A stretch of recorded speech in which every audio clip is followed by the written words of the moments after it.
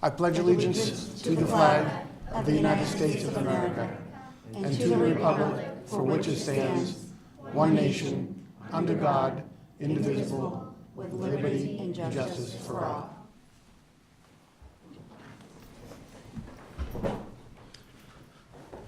Hello and welcome, everybody.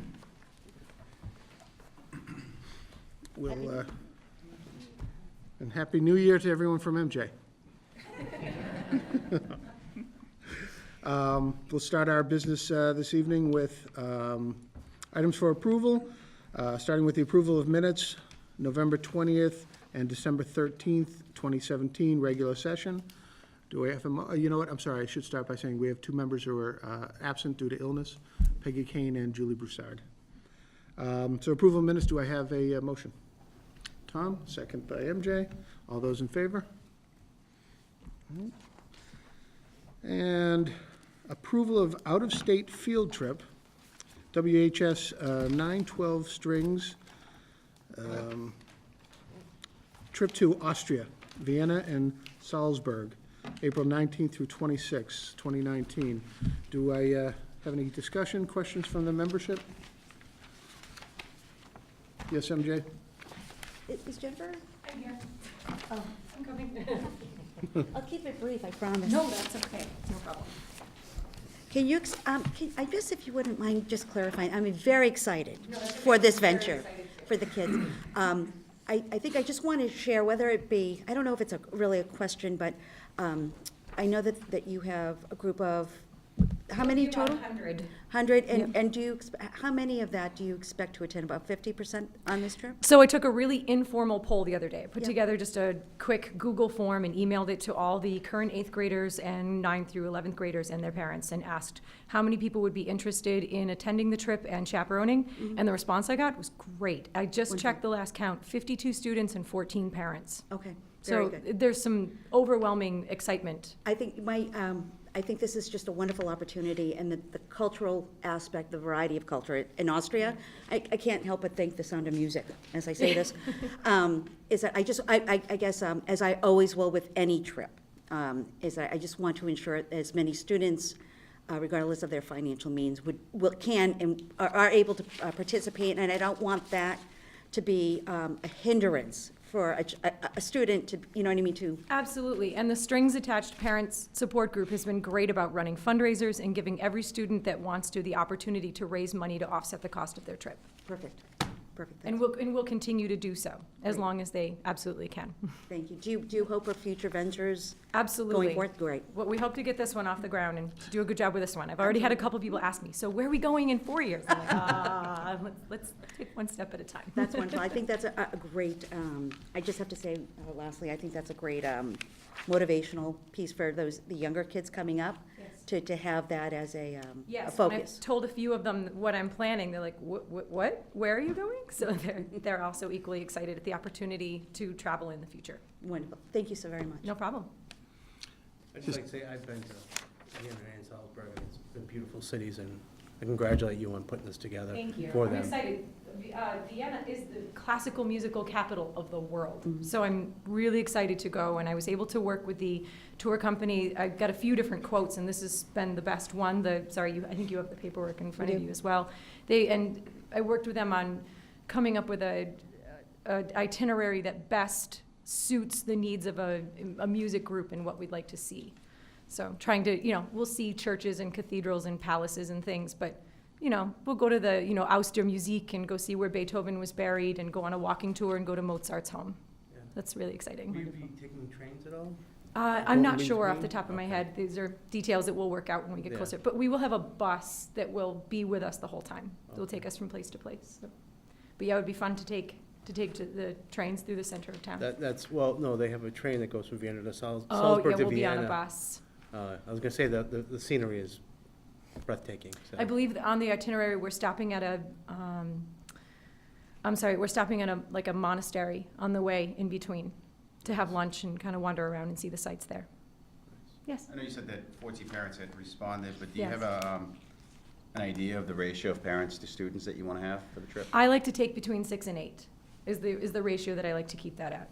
6 to 8 parents total for, 6 to 8 students per one parent. I'm Okay. sorry, I wasn't very clear. Okay. And in my head, it made sense. not in mine. No, I know, I'm sorry. All right, thank you. No problem. Yes, Yeah, Jen? just a quick question, and the estimate is 3,800 per Per student, student, per person. including That everything? includes everything. The only thing that's not included at this point is the bus that would take us to and from the airport, in between here and Boston Logan Airport, and the rental for cellos and basses. But that we'll put in, because we can't fly with cellos and basses, so we need to rent them when we get there. But that is a cost that'll be spread out amongst everybody that goes on the trip. And then the more people that we have on the trip, the more the cost goes down. I think if there's more than 60 people that go, the cost goes down to like $3,600, somewhere in there. So this is under $4,000, and everything is included, all meals, tips, gratuity, entrances, bus fees. Once we get there, there's nothing that they need to come up with a cost for, just souvenirs and ice cream. So would other parents be going, not just the chaperones, but if No, parents want to just, go? in terms of my trip, what I would take is a parent of a student who is in the program that is signed on to be a chaperone and is with our trip. But I am not planning a shadow trip to go on with this. If other parents want to plan their own trip and that they happen to be in Austria at the same time, then I obviously would love to see them there, but that's not something that I'm planning. And then just to confirm, this is over the April break, Mhm. 1926? Yes. So students will not miss any school? No. Great. Thank you. All right. Seeing no further discussion, do I have a motion? MJ? So moved? Would you like to approve, or are you against this trip? Oh, no, I'm sorry. I would like to recommend a motion to approve the WHS Strings Out-of-State Field Trip request to Austria, date of April 19th through the 26th, 2019. All right, do I have a second, Tom? All those in favor? So moved. Thank you very much. Thank you. Best of luck. Thank you. Thank you.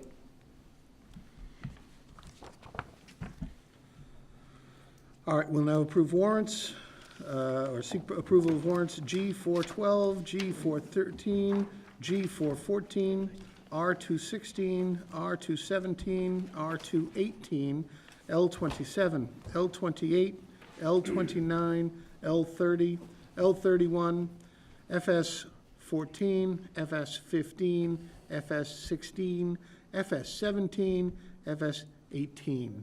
Do I have a motion? So moved. A second from MJ, so Jen with the motion, MJ is second. All those in favor? So moved. Unanimous. And warrants for payroll, 12/20, 2017, 1/3, 2018. Do I have a motion? Manny, second by Tom. All those in favor? That is unanimous. Warrants CB 05 and CB 06. Do I have a motion? From Jen, second by Tom. All those in favor? That is 3 in favor with 2 abstentions, being MJ and myself. Warrants SPED 12, SPED 13, SPED 14. Do I have a motion? By Tom, second by Jen. All those in favor? Once again, that's 3 in favor, 2 abstentions, being myself and MJ. All right, and that concludes our consensus calendar. All right, we'll move on to our student representative. Welcome, Joe, how are you? Very good, thank you. How are you? I'm very well, hope you enjoyed the holidays. Thank you. Starting off, I'd like to mention that the mentor program this week held 2 sessions for WHS students, geared towards freshmen, but anyone else who doesn't really know how to study for their mid-years. Mentor program set students with mentors who have gone through mid-years and finals for 2, 3, or 4 years, and we showed them how to study and the best way to study, hopefully so that way they won't stress out the week before. Our mid-year week is in 2 weeks, so they have to start thinking about studying instead of putting it off until next week. On January 31st, students are able to audition for WHS Talent Show. The talent show's annual here at WHS, and it's a medium for students to showcase their talent to the school. It's usually very fun. Some people you see in the talent show, you didn't realize they had this talent, and then all of a sudden they get up on stage, and it's fun to see. This Friday, a group of students will attend a leadership conference at LaSalle College, myself included. And at this conference, we will learn how to access our full leadership potential and how to turn that out into our school and become better leaders. On December 14th of 2017, WHS DECA had our district conference in Boxborough. WHS did very well, as we usually do, with 40 or 50 students moving on to our state's competition in March. On the executive board for DECA, we've started planning meetings for students, so that way we can hopefully have even more come with us to Atlanta this year. Rehearsals for Radium Girls have started. Radium Girls is WHS's entry into the METG festival this year. It's a one-act play, and they'll be going up against schools and drama guilds from all around Massachusetts. And lastly, this week, WHS is hosting their alumni roundtables. It's an opportunity for current WHS students to ask students that have graduated in the past about their college experiences and what they would have done differently, and ask them any general questions about college or life after high school. And that's all I have for you tonight. That's it. Any questions or comments from the membership? MJ? Just a quick question. Does the talent show have a date yet? I don't believe so. Okay. They're in the very early stages of planning. I assume it'll probably be sometime around February break, maybe the week after. Okay, great. Thank you. Thank you. Anything else? Joe, I think I heard a rumor that you did fairly well in the DECA competition. Yes, I placed fourth in my category in our district this year. And your next step? States. Outstanding. Congratulations. Thank you. Thank you very much. Thank you so much, Joe. Thank you. And Happy New Year to you all. You as well. All right, move on to our superintendent's report. Thank you. Just a couple of brief comments. The Secret Life of Teens will be held at the high school auditorium on January 16th from 7 to 9. Miss Christine Murray is kind of spearheading that, so that's going on. And we have a facility master planning committee meeting on Thursday, January 18th at 6 o'clock at Town Hall, room 9. So. That's it? All right. Can I ask you, who also is on that facilities committee? Is it Peggy? Okay. Thank you. All right, moving on to new business, we'll start with our fall athletics review. Tim?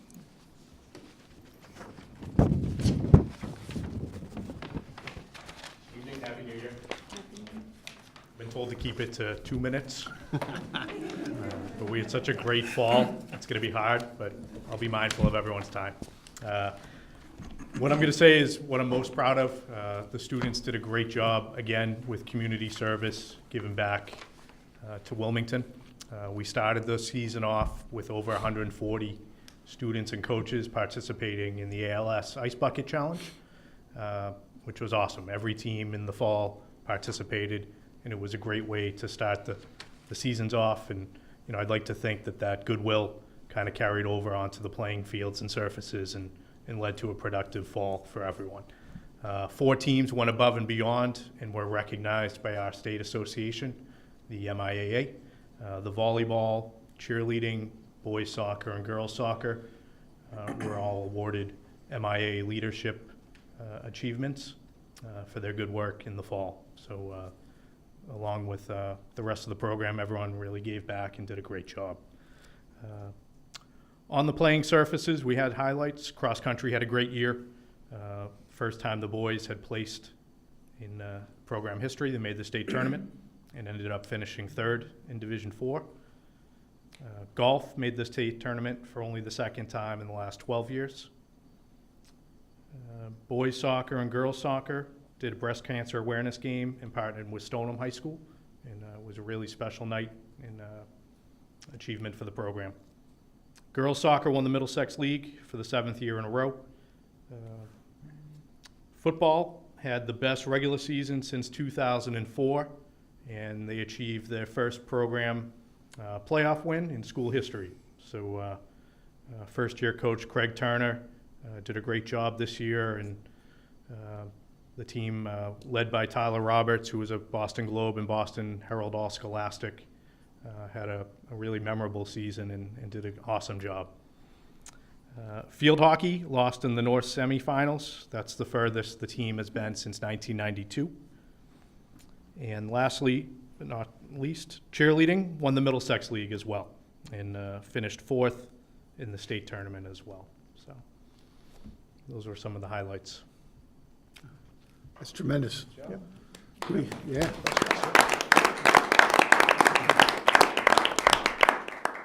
we have any questions or comments from the membership? I guess, Thank you. thank you, Tim. Thank you very much. And congratulations to all of our scholastic athletes.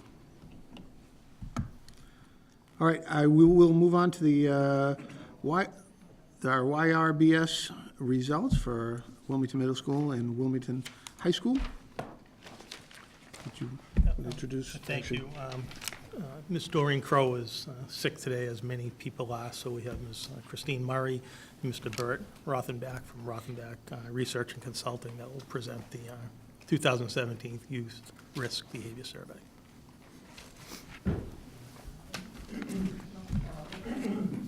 Yeah, thanks for having me back. I was here 2 years ago, and I like being here and talking about the results of the survey. Just a little background information about the Youth Risk Behavior Survey. It's a program that's managed by the Centers for Disease Control. They've been doing it since 1990, and Wilmington has a slightly customized version of the high school and middle school survey questionnaires that this district uses. Surveys are administered in a single class period. We had just shy of 800 middle school participants this cycle, and a few more than 700 high school respondents. And these were good samples, especially in the middle school. People like to talk about the margin of error with survey data. It's about plus or minus 1 percentage point for the middle school survey and about plus or minus 2 percentage points for the high school survey. All right, so I'm going to go straight into some of the survey results here. And we'll start with the survey items that talk about physical activity and health for the middle school and high school students. And in the graph I've got up here, you can see that the purple bars are middle school results and the green bars are for the high schools. And these are prevalence rates, and they're the percentage of the students that fall into each category. So the first set of bars, it's the percentage of students who had 3 or more days of physical activity per week, right? So for this set of bars, high is good, right? Large numbers are good. And you can see in high school, for example, 77.1% of the students said they were physically active on 3 or more days. Screen time, not so good. 43.2% and 45.9% for middle school and high school. Did you play on a sports team? Almost 4 out of 5 middle school kids in the district reported playing on a sports team in the past year, about 2/3 of high school students. 8 hours of sleep, you're probably not surprised to see that it goes way down for high school students, right? From about 50% of middle school students to about 20% of high school students.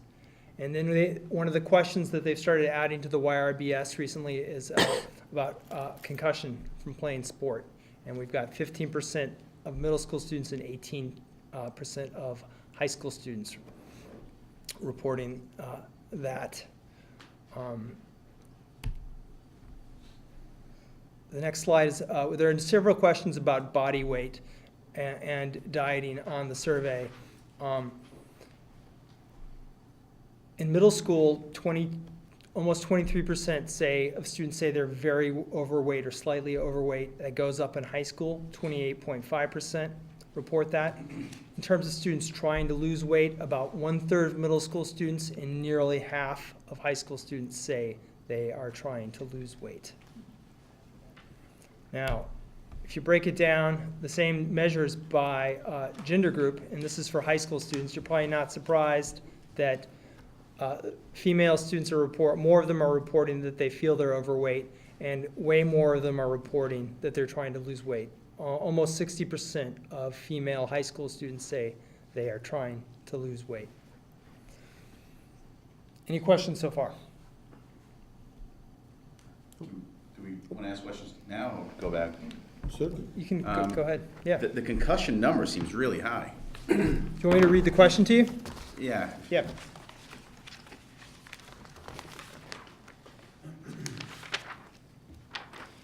During the past 12 months, how many times did you have a concussion from playing a sport or being physically active?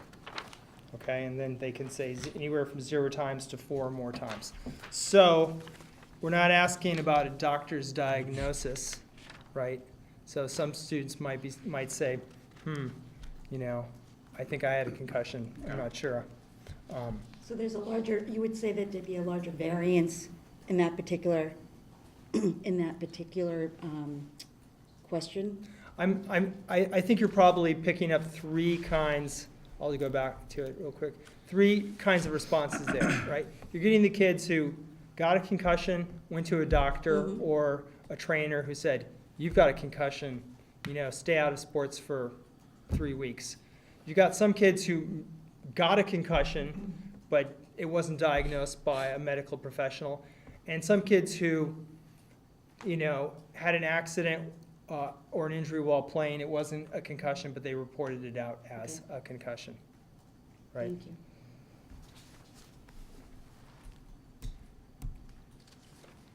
All right, so we've got questions about being bullied on school property.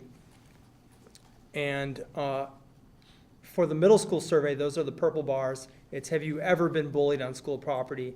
And for the high school survey, it was have you been bullied in the past 12 months? Okay, and right, the highest here is 7th grade, 42.3% say they've been bullied on school property. The lowest, and oftentimes it drops quite a bit when you get into high school. You see lower rates for bullying. It's important to track these numbers. I will say that, as schools have started to focus more on bullying prevention, we've seen the numbers go up and not down. And I don't think it's because there's more bullying. It's because everybody's focused on it. It's getting reported more. Bullying behavior is being recognized as bullying behavior. So that's something to keep in mind when you're interpreting these results. Cyberbullying in the past year, in the past 12 months, right? This is a very typical pattern. We see peaks in the late middle school, early high school, right? Here we have about 27.3% of 8th graders and 27.8% of 9th graders reporting that they've been cyberbullied in the past year. If you break it down by gender, in middle school, more girls are reporting being cyberbullied than boys. I have a daughter who's in 8th grade, so I'm not surprised by that.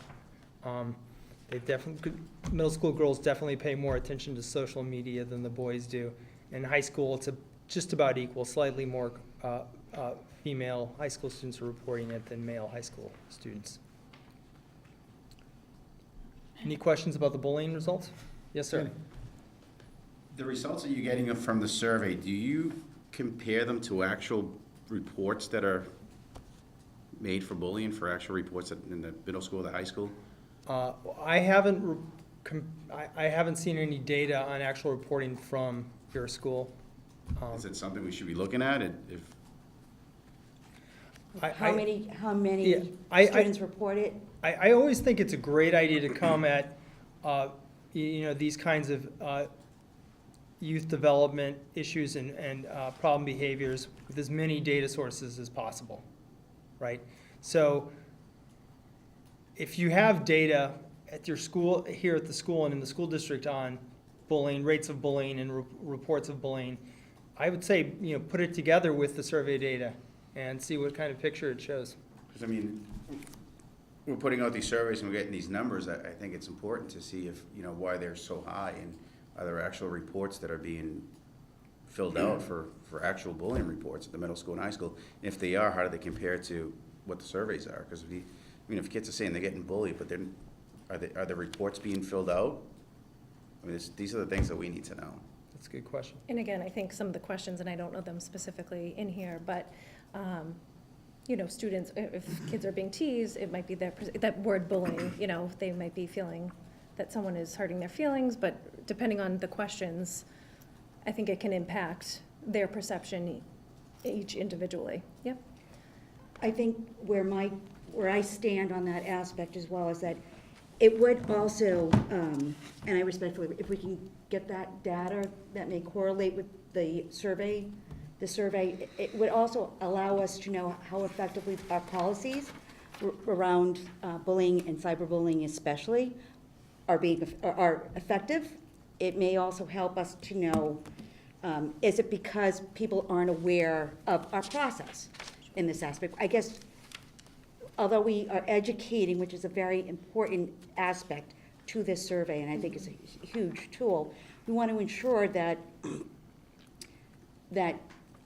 students know, are familiar, are able to go to that adult in the school if it is getting to this point with suicide rates in teenagers especially. It's something that I think we should always, especially in light of how society continues to evolve in this realm and in schools, I think it's a factor we can't completely, I don't want to say ignore, I don't think that's the right word, forget about, lose track of. Absolutely. That's great. Thank you. So just to reiterate, we're looking for the overall percentage of middle school and high school bullying incidents. So that's the number we want to see, so that then we can look at this data to say, oh, that's so interesting that it's this number, but actually the incidents reported at the middle school is actually quite a bit, we're hoping, maybe lower, but I mean, so it'd be interesting to compare that data. So I think that's what we're asking for. Yes. Okay. Yes, John? Has this data been collected previously to now? Yeah, we did this 2 years ago. We did, yeah. It's a little bit hard to compare this wave of survey data to the 2015 data. It was only grades 7 through 11 that participated 2 years ago, and here we have a 6 through 12 sample. So you can compare the numbers, but the samples are different. Some of the questions are different this time around, A too. few of the questions are different, yeah. Right. Okay. All right, well, here's a slide that will scare parents. Sexually active students, lifetime prevalence of sexual intercourse. It shows they increase from 6th grade through 12th grade. Can you read that question? Yep. Please? I'm just going to ask the same thing. Here's a simple question. Have you ever had sexual intercourse? Yes or no? That's the question. I think sometimes people want to add a lot of definitions onto survey questions because they want to make sure that students are not, getting confused in any possible way. I think simple survey questions are the best. The kids usually know what you're talking about. So I think that's a good question. All right. There are also questions about sexual health and risk. And so here we have the first one, percentage of students who among sexually active students, the percentage who reported drinking or using drugs before they had sex, 28.5%. So you want a low number there.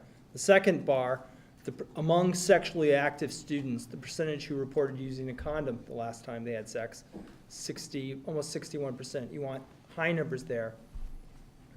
5.7% report pregnancy. And then we have these questions about sexual violence, harassment. 9.4% report that they had unwanted sexual contact. 7% report they were forced to have sex. 6.5% said they were physically hurt by a date or a boyfriend or a girlfriend among those who are dating, and about 11% saying they were forced to do sexual things by a date or a boyfriend or girlfriend, again, among those that are dating. And this is an area, as you can imagine, with the current political climate, that's beginning to get more attention in these youth health behavior surveys.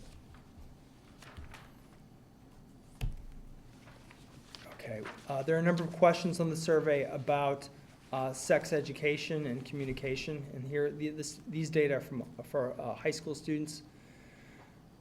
Just a little bit more than a third of students said they've talked with a parent or an adult about their sexuality or sexually transmitted diseases.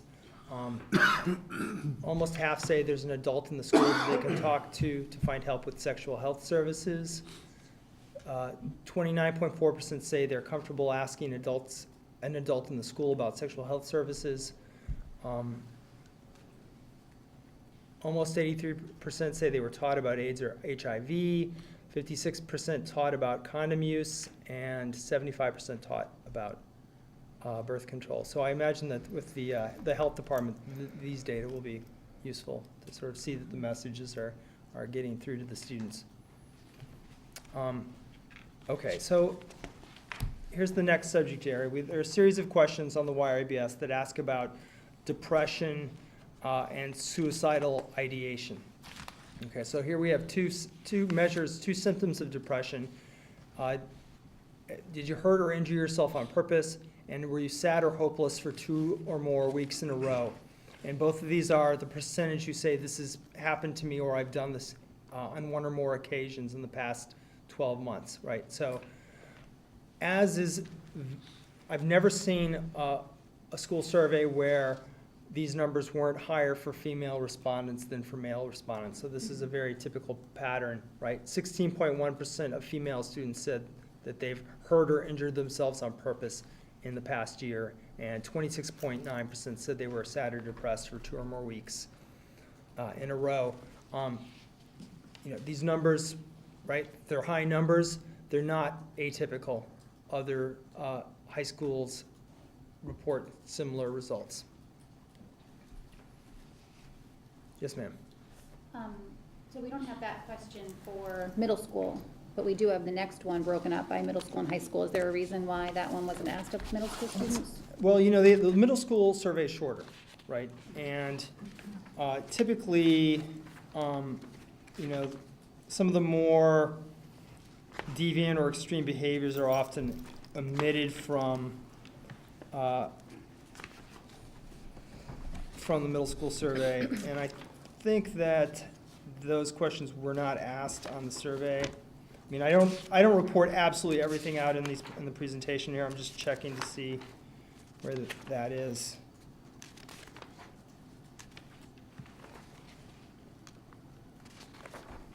I'm pretty sure those questions were not on the middle school survey. Yep. So. Question. Oh, yes, sir. On the question of depression, you talk about the numbers pretty similar to different districts and different schools, but have you seen a change, either increase or decrease over the years with that question?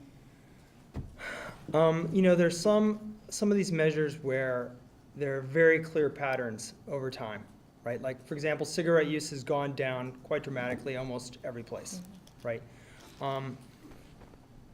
I haven't seen a clear pattern with these depression and suicidal ideation questions. Okay. Thank you. Does it look different from our last survey in terms of? I don't have those, I don't remember. It'd be hard to compare just because. They're different. Yeah, and it's not distributed, these behaviors aren't distributed evenly across the grade levels. Mm-hmm. So it'd be a bit of an apples to oranges comparison.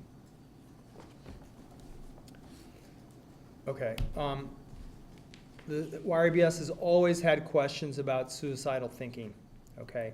Did you seriously consider suicide? Did you make a suicide plan? Did you attempt suicide? Okay. And again, these numbers are high. They're concerning, but they're not atypical. And, people have often asked me, really, 7.5% of our high school kids have attempted suicide? That seems really high. I have talked with the people at CDC about these questions and said, that the numbers seem really high. Is this a valid question? And their response was, it is a valid question. It picks up attempted suicide. It probably also picks up some behaviors that maybe, if somebody was questioned in more detail, might not really be classified as an attempted suicide, but would be classified as, maybe risky behavior or unhealthy behavior. So that's how I would encourage you to, interpret this question, as both a measure of attempted suicide, but also as a measure of, a mental health issue as well. Yes, sir. Just a question, why wasn't it broken out by male, female? Let's see if I did that on the next one. I just didn't do it for this slide, but the numbers are higher for female respondents than for male respondents. And I'm at the end of the presentation, I'm going to show you some web addresses where we've loaded these data up on a website, and you can look at individual questions and see the grade level breakdown and the gender breakdowns for each item if you want to investigate further. Okay, so let's talk about the substance abuse items on the survey. The YRBS, like most youth health behavior surveys, asks about two primary prevalence periods. Lifetime prevalence of use, right, which is the percentage of students who have reported using one of these drugs on one or more occasions in their lifetime. It's considered a measure of experimentation, so the percentage of students who've tried or experimented with a drug.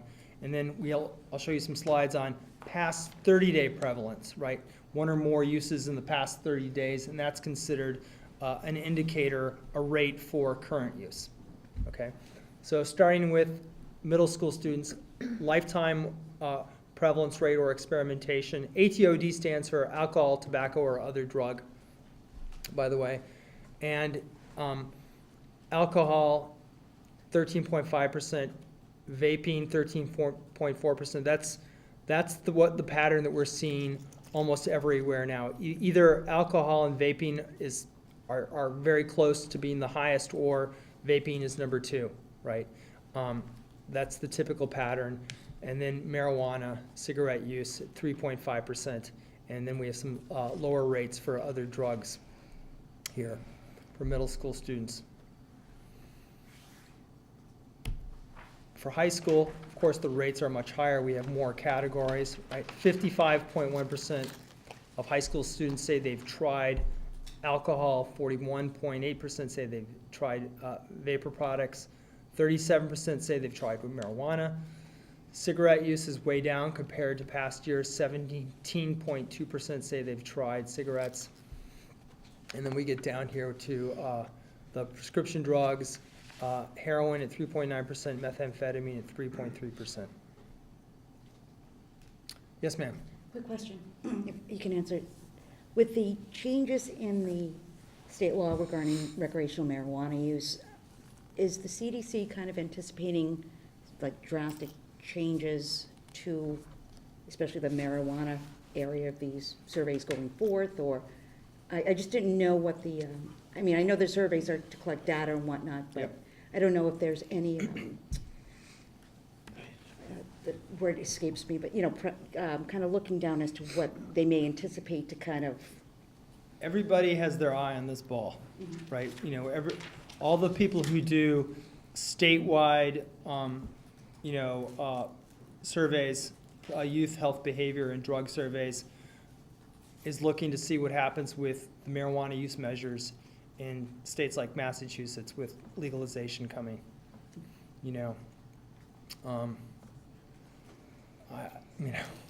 We'll see what the numbers show.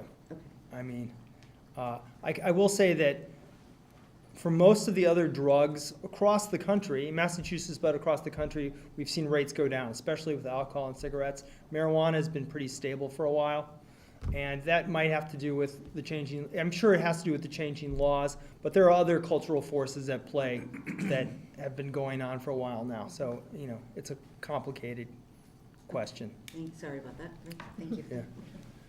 Okay, past 30-day or current substance use rates for middle school. Vaping is the highest at 6.6%. We don't have alcohol with 30-day rate in the middle school survey for alcohol. It would probably be pretty similar to the vaping rate. 1% for cigarettes. The other measures are very low. High school, just more than 1/3 of high school students say they are current alcohol users. A little bit more than 1 out of 4 say they vaped in the last 30 days, and almost exactly 1 out of 4 students say they've used marijuana in the last 30 days. Now, binge drinking, it's 5 or more drinks in a row on 1 or more occasions in the past 30 days. So that's a pretty important measure to look at there at 22.7%.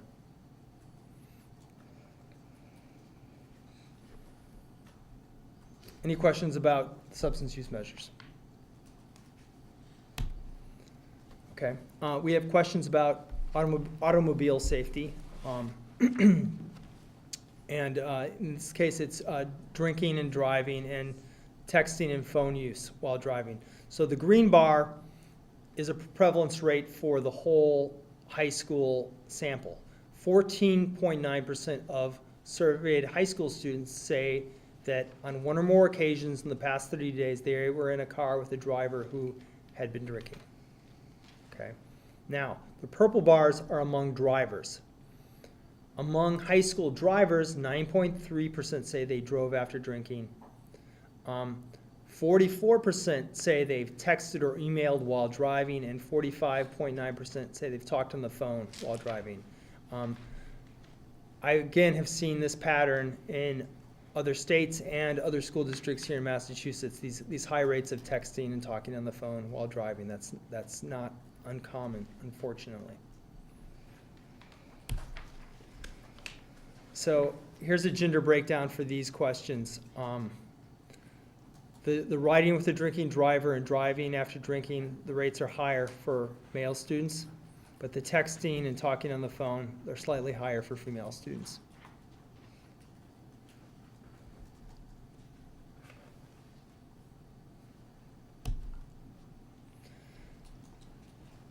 So this is the last data slide I'm going to show you, and here the questions ask about problem behavior specifically at school. Are you doing this at school? Did you carry a weapon at school in the past 12 months? Were you threatened or injured with a weapon in the past 12 months? Were you in a fight? Did you use alcohol at school? Did you use marijuana at school? And were you offered or given, sold or given a drug at school in the last, in this case, the last 12 months? And so this is one set of data points where you really see a very pronounced difference between female and male students. The male students are much more likely to report these deviant behaviors at school. Any questions before I sort of show you my summary slides? Okay. Well, let's talk about some of the, the survey asks about, mostly about things that kids do that are dangerous or unhealthy, right? But let's start by talking about some of the strengths from that the school district can build on. Low rates of substance use among middle school students. Most of the students, surveyed students reporting that they were physically active or they participated in team sports. Most sexually active students report condom use. And most of the students reported participation in sexual health education. Those are all positive signs. Those are all strengths to build on. There obviously are opportunities for improvement. As with other school districts, not just here, Wilmington students reported higher prevalence rates for alcohol, marijuana, and vapor product use. The slides that show high rates for texting, emailing, or talking on their phones while driving, I think that's a particularly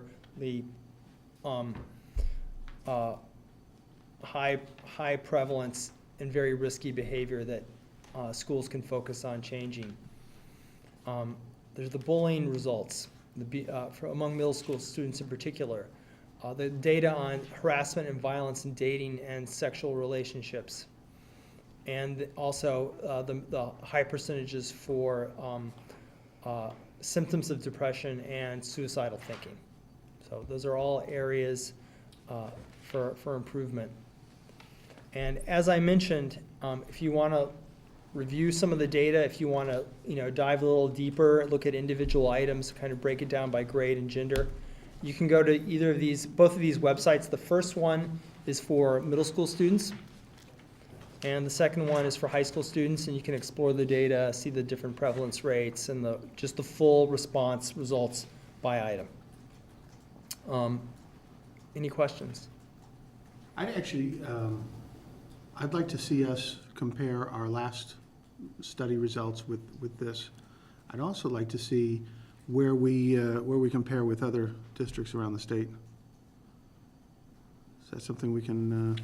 I think they're working on that through the Commonwealth. There is a group of superintendents, leaders working together to kind of collaborate and look at locally what that looks like. So of course, if you want to look at individual district, if you want to look at district level data, you have to get permission Right. from the district. You could call another district up and say, hey, what are your YRBS results? Right. And not all of them have done it, but many of them have. Statewide results are not yet available for 2017. It just takes longer than you might think for those, but I would say in a few months you'll have that available. Yes, sir. Do you know the percentage of the students that actually participated in the survey? Well, what are the enrollments for middle school and high school here in the district? Or you can just give me the numbers of how many students. So, yeah, 1,400, I think. You said like 700. so there were about 700 high school students and 800 middle school students who participated. Oh. It's like a,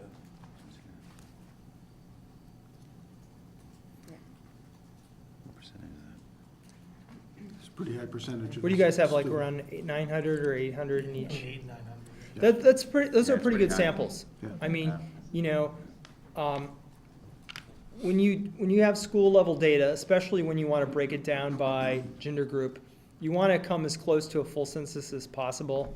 It never happens because doing a school survey is hard. You have kids who are absent. You have some classrooms that can't participate. Your participation is good. So. Can you just tell me again, they do this in school, in a classroom, and who gives it to them? Who explains it and does all that? Yeah. So, it's done at the classroom. It's done at one period of the day. It's the survey, so usually second period. Did you guys do it at second period? I'm not sure. Yeah, normally second period is what happens. And so the teachers get some instructions, they get the questionnaires, and then a customized response sheet that matches up exactly with the questionnaire. And so, it's explained to them that, it's voluntary. They don't have to do it if they don't want to. We want you to because we use it to develop programs. But you don't have to take it, and you can also skip any questions if you want to as well. And the parents there was a permission form that was sent out as well. So passive consent, I believe. And you probably won't know this, but the climate in the rooms, is there any idea, like, how students receive it? Is there any thoughts on, do we know, are they serious, are they not serious? I mean, is there? That's actually one of my favorite questions to answer. And I've been to a lot of different, I haven't come here during your school survey day, but I've been to other schools in Massachusetts and other schools around the country. And it's just, it's not a big deal. The kids are like, what are we doing? We're doing a survey. Okay. They sit down at their desks. They get the forms. It's, they've taken lots of standardized tests. They've done surveys before. They just go through it quickly and then take out a book and read for a while. It's not very dramatic. Nobody's getting upset. I mean, there are rare exceptions, but it's a pretty smooth, low-key operation. The kids aren't really surprised by it.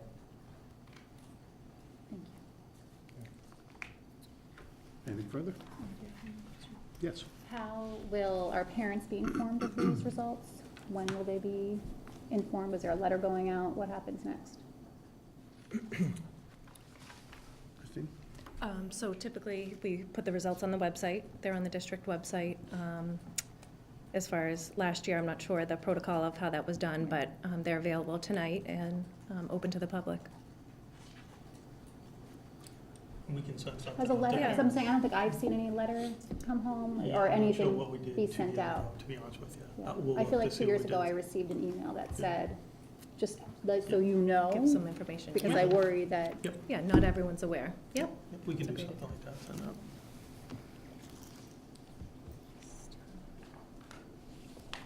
and then can we just ask about next steps, I guess, so what do we do now? Yeah, how do we, I think, yeah, how do we use, how do we utilize this data? Is that something that we really should pose to Doreen, or is that something you'd be comfortable? I think as a district and as a community, it's something that we can all work on together and put in some proactive strategies and approaches. I know I can go into a little bit about what Doreen prepared for tonight, because it was some good news to follow, some of the strengths to build on, but it is the Wildcat Project 3. And we do have some members in the audience that were a part of this. Talking about the community, we have Samantha Reef here from the police department. She is the town health and recovery coordinator, so we work closely together with her. Alice Brown-LeGrand, the director of student support, was a part of this. Shelley Newhouse from the Board of Health. And we worked closely with, we have Laura Stinson here. I know I was forgetting someone, PE and health. So really, it was a group effort. We worked together to come up with the grant. I know Doreen has already mentioned this, but did award $10,000 to the district. So basically looking at mental health awareness, substance abuse, and taking some of these funds to help with some of the results. I think it's happening at a time that we need to really look into this and help with a focus on substance use. And basically, it's an extension of the Wildcat Project that was from 2009. So this is the extension, which is part 3. She has stated the goals and objectives here. And also you received a handout, I believe, of the outline with the intended outcomes. But just a quick review of the data, we just went over our results here. According to the CDC, the opioid-related deaths continue to increase in the United States. From 2000 to 2015, more than 500,000 people died from drug overdoses, which equates to 91 American deaths every year from an opioid overdose. So in 2016, the Mass Department of Public Health reported an estimated 8% increase in the number of unintentional opioid-related overdoses deaths amongst Mass residents from 2014 to 2015. Middlesex County was noted to have the highest number, and Wilmington is a part of that county. Some more data for you is from the Wilmington Department, the Health Public Safety Office. There was 21 Narcan given out for suspected overdoses in the town of Wilmington in the past year. So again, working collaboratively together, there's some strategies and activities I think that will help here. The athletic program education series, we're working closely with Tim Alberts to basically the audience will be the student athletes. We thought that was a good area to target. With the new laws in recent mass legislation requires student athletes, coaches, school nurses to all work together to really educate on the dangers of opioid use and misuse. So that will be a 3-part education series with Mr. Albert, so we're really looking forward to collaborating on that. Again, the community-wide forums that we have, Paul mentioned, but we do have on Tuesday night. I've been working closely with Samantha and Suzanne Garbarino at a suicide symposium with John Madelman. He's an excellent speaker, and we got him to come to Wilmington, so I'm really looking forward to that Tuesday night. On February 1st, we also have Dr. Ruth Pote, I think she was here last year, to educate a community forum on drug and alcohol abuse, which is something she really focuses on the adolescent mind. So we also are in the process of planning the Behavioral Health Fair. Mind, Body, and Goals is the name that the group came up with, the Behavioral Health Task Force, and that will be in May, which is the Mental Health Awareness Month. So there's more information to come on that. The life skills curriculum, yep. I'm sorry. Sure, I'm flying through I may, this, so. no, but I yeah. may have jumped the gun. And I'd be interested in kind of getting an update, probably maybe by the end of the year, before we start next year's projects, just as to how the group is moving. I know the forum's coming up, I think they're a great resource. I think I would like, considering some of the results that we've seen, to get a little more kind of a pulse, and I know it's in the works, but just kind of get an idea as to, within the school's environments, middle school and high school, what changes, or whether it be to curriculum or outreach for students at risk, even those that don't come on the radar, that could be, I think looking, I mean, I'm just throwing things out, but I'd be very interested in finding what happens within our school community, within our schools, to address some of these high-risk behaviors and usage, if that's something that could, And is that goes into possible. the life skills program, which is for the drug and alcohol abuse. They are using it at community-wide at the younger grades at I believe it's St. Thomas Parish. And then we have funds to now implement it at a younger age, at the 4th, 5th, 6th grade level, or before it gets to the middle school.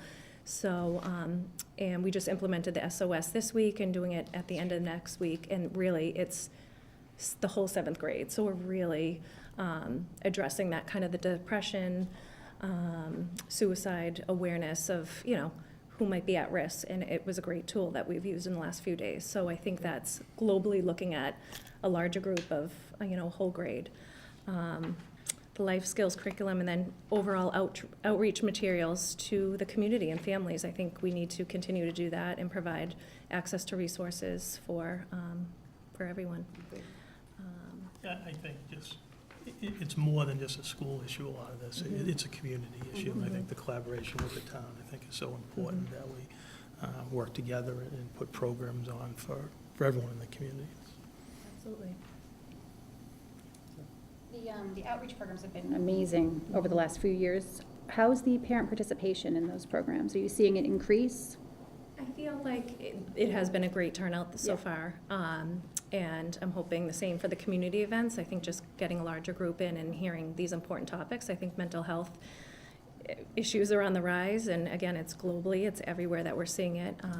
Children, adolescents, even parents, adults, we're seeing the whole family dynamic being affected by it. So I think the more people we can get out, but we have seen a great turnout, and hoping to continue that and find various ways to involve families, not just, a presentation. How else can we access resources to them in various ways?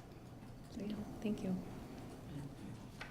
Can I just- The other piece too, and appreciate all your work, and I've been working with, YRBS data for a long time myself and other districts, but we really need, what's happening, what typically happens in society trickles down to the schools. So when you're looking at the opioid issue that we're all dealing with, especially in the Northeast, you're gonna see a rise in the opiates. If you look at, remember, like, the year 2000, you would never have heard of vaping, right? You never would have heard of, we weren't hearing of Oxycontin and all of those things. So I think, just like Paul said, it's a community effort in dealing with a lot of these issues that are impacting our students, but it's usually reflective of kind of what's going on in society too, that kind of trickles down. But, and just going through, we look at that data, like the bullying data or the harassment, and then you're typically gonna have less incidents of bullying, because when students bring bullying to the administration or to the schools, they do a full investigation. So sometimes what a student may perceive as a bullying incident doesn't typically, through the investigation, ultimately is a bullying or harassment. So I think that all of us working together, it's, and you look at the state right now pushing the social emotional learning. 5 years ago, we weren't even talking about social emotional learning.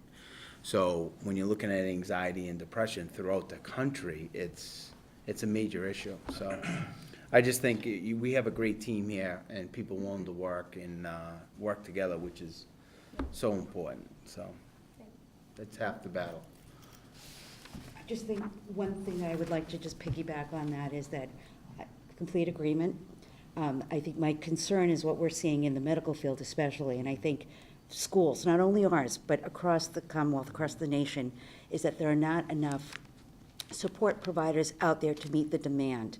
And I think that's why we're seeing the increases in high-risk behavior and drug usage and self-medication aspects. And I just want to ensure that going forth, as you and Alice LeGrand-Brown, develop these programs, that we meet the body need in that, and if, it comes forth that we can build that, whether it be through social workers and to reach these students, because I really think that next to parents, one of the students' biggest role models are the adults in the school community that they are in. And I think that's going to really be one of the driving factors in getting a better handle of trying to stabilize the increase in these, in what we're seeing in our data biannually. And I really I'm a strong supporter of trying to get more of that support in our schools.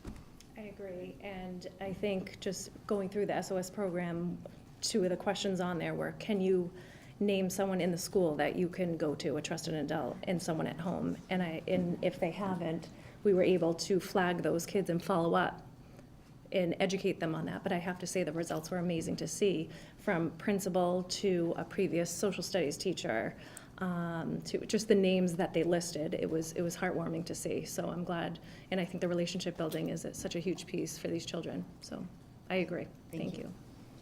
Alice, welcome. I just want everybody to be aware, like, some of the initiatives that Christine's talking about, so kind of SOS, the adoption of the MARC program, the expansion of things like responsive classroom, the kind of overall overarching philosophy of moving the social emotional kind of role from that of just our counselors and school psychologists into it being kind of a larger community, PBIS, kind of all of those things, where a lot of it was rooted in our YRBS data from 2 years ago. Kind of that was the guiding force for a lot of what we're looking at. I think the timing of redoing this didn't reap the benefits of what we've done with the program, because this was obviously done last spring, with MARC not coming on till last spring, and this fall, SOS being done yesterday.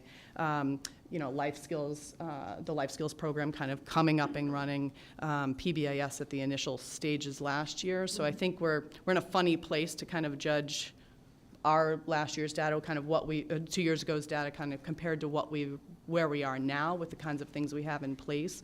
But I think the kind of overarching philosophy, certainly of when I was in the position last year, and I know certainly Christine as well, is that social emotional learning, the idea of knowing where to go when you need help, the emotional component that underlies all of the things kind of we talked about really in the YRBS data needs to be a school-wide initiative. It's not just the school psychologists or the guidance counselors. And I do think that certainly I know the administrators in the district understand that, but I think that the teachers and the people that maybe are less comfortable with it, historically, understand that that's kind of where education is at this point.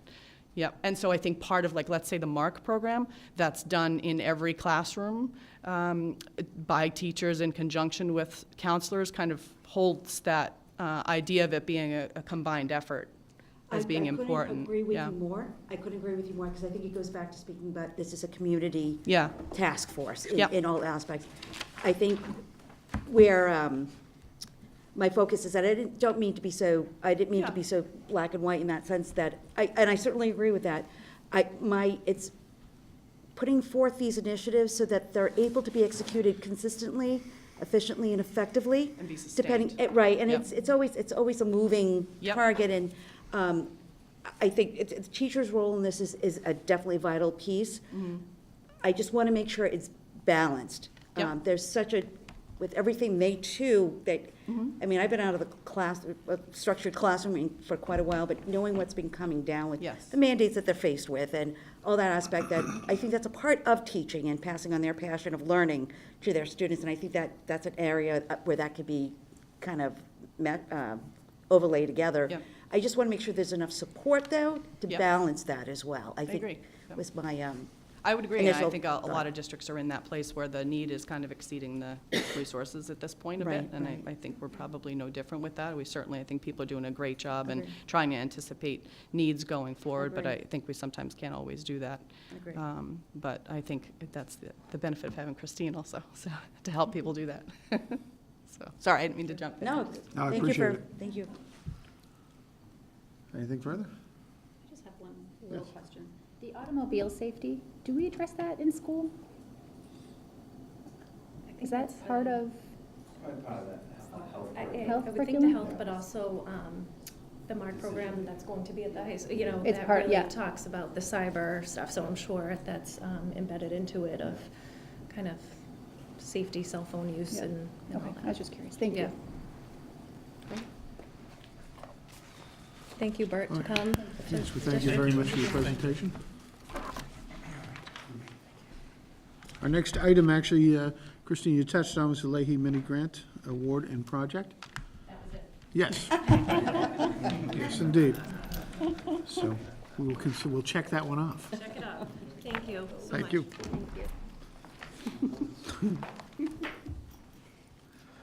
All right, Paul, would you like to give us our FY19 budget update?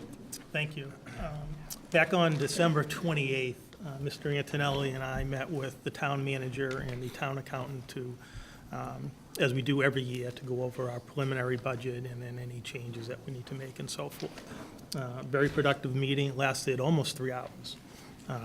Went through a lot of information, and we agreed that a 3.75% increase to our operating budget was reasonable. So we're very happy with that. In your packet, you do have a slide that kind of shows the changes we made. If you remember back on December 13th, we were at a 4.17% increase. I asked Mr. Antonelli and Ms. Raffi, who's in the audience, to start scrubbing, if you will, the budget, see where we can make some changes without impacting anything that we had discussed on the 13th as far as programs and so forth, and they did a tremendous job. None of these changes that are outlined impact at all anything that we presented on the 13th. We had some retirements and replacements that we found out about after the budget was prepared, so that's just a change in salary just due to people leaving and then their assumed replacements. Mr. Antonelli, Ms. Raffi kind of went through the budget in detail and come up with some salary adjustments, if you will. Again, impacts no FTEs as presented on the 13th, just kind of tightening things up. On a non-salary standpoint, Mr. Antonelli and Mrs. Raffi again went and talked to some of the principals and the technology department to determine if there's anything that's in those budgets that we may not need, and there's a slight $5,300 reduction there. We did move a little bit of technology to revolving accounts, as we'd done a couple years ago. Again, we're still going to spend those funds, just in a different place, if you will. General education, transportation amounts, we increase a little bit. On the 24th, Mr. Antonelli will present for approval the new transportation contract. As we had the bids and bid opening and so forth, they'll have a recommendation. And we did a slight adjustment to some special ed transportation. So in total, we reduced our salary from December 13th by $106,000, non-salary by 58, for a total of $164,000, which gets us to a 3.75% increase. Very satisfied, very confident in that. Again, impacted nothing that was presented on the 13th. Everything we talked about will still be in place and move forward. Can I ask just a clarifying question? I know over the past couple of years, we've seen like big increases or, you know, that unexpected in the out-of-district transportation and just the busing in general. When we contract, is that in the contract that if changes, I mean, is that, how is the contract? Is it like a flat rate for the term of the contract, or is there a variable that's a part of that On the piece? general education transportation contract, it's a 3-year contract. Fixed rate? The prices escalate a little bit, Right. but it's known, it doesn't escalate in that particular year. So there's a rate per bus, per route, and so forth for FY '19, Okay. a different one for FY '20. And is that FY known as you create the It's known now. budget? Okay, Yes, like, it's- like next year's budget, that you'll be aware of that increase to be able to, Yes. okay, Yeah, it's known for, once it gets approved, it'll be a 3-year contract. okay, thank you. So again, 3.75, we're very, very confident and comfortable with that. And, again, want to thank the town manager and the town accountant for working with us and so forth. On the capital side, we did discuss, this may not necessarily be final, but it's close. We did agree to shift $50,000 on our VoIP telephone system. We had $50,000 in FY '19, '20, and '21. We're just going to move that out a year, so it'll be 2021, and '22. So it's just a delay, has no impact on our phone systems or communication, we should be fine. So that's where we stand right now. The town manager does his budget presentation on the 29th of January, so he's aware of these changes and so forth. But I think it went very, very well, and I think, again, the collaborative relationship the schools and the town has is, I think, is tremendous. I haven't worked in other places, but from what I've heard, this is probably the exception versus the rule as far as the town working with the schools, so.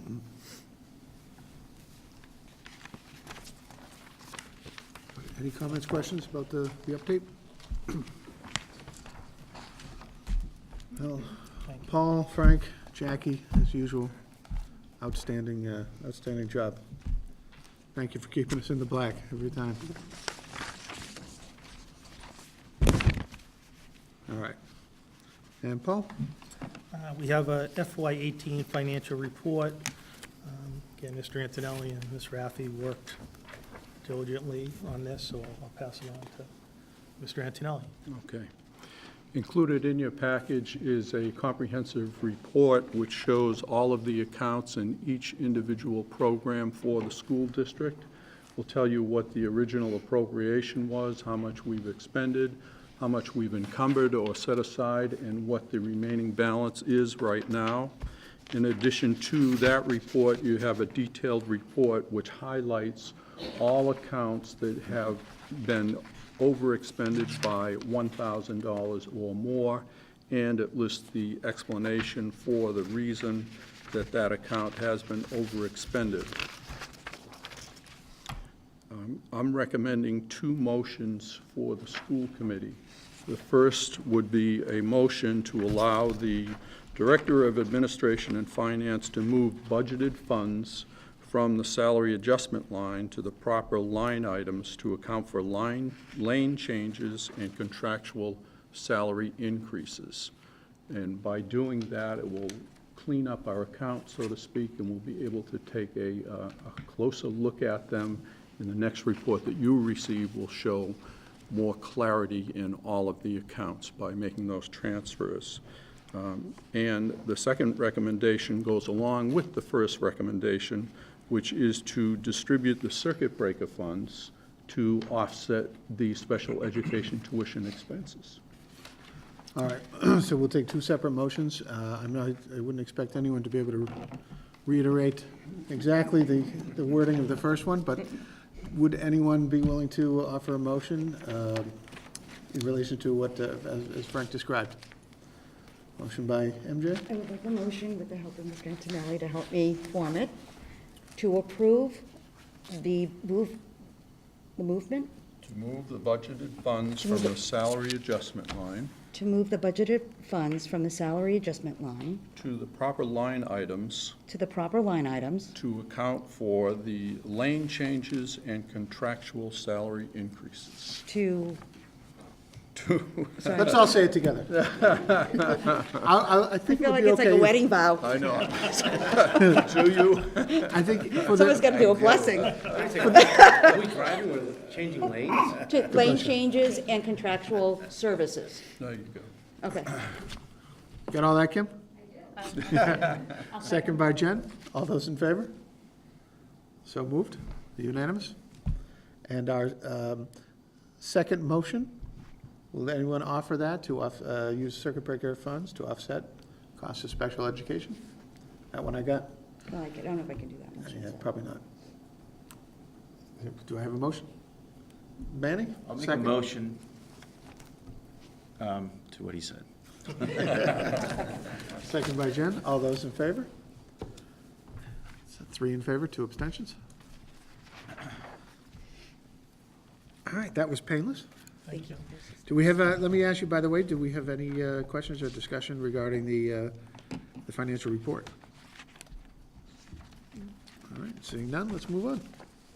Thank you again Thank you, to our finance staff.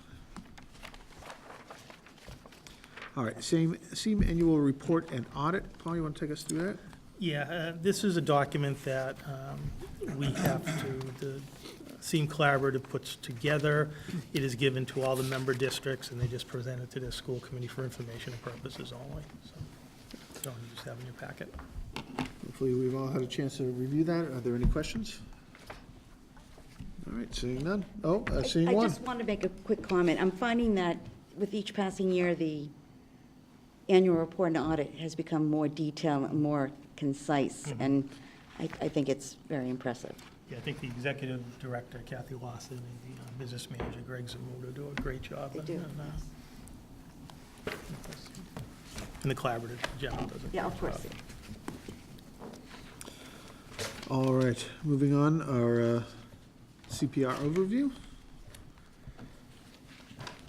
Paul, will take us through this? Yeah, we're actually. I'm sorry, Sean? Yeah, we're going to pass it off to Assistant Superintendent Gallagher. I have, we're going back to back here, so I have MCAS presentation first, and You got a double header. I'm gonna stand up for this one, if you don't mind. So we'll do the MCAS presentation, and then right after that, I have the quick overview of the program coordinated review. Anytime, especially when you're talking about numbers and testing and MCAS, I always like to start off that there's people and faces and students behind these numbers, along with teachers and programs. So when we go through this data, we're gonna kind of really give a comprehensive overview of the entire district, and we'll go from there. But before we get started, you know, this has been the accountability since 2002. As we all recall, No Child Left Behind was proposed by our government, and in 2015, they said 100% of the students will be proficient in both ELA and math.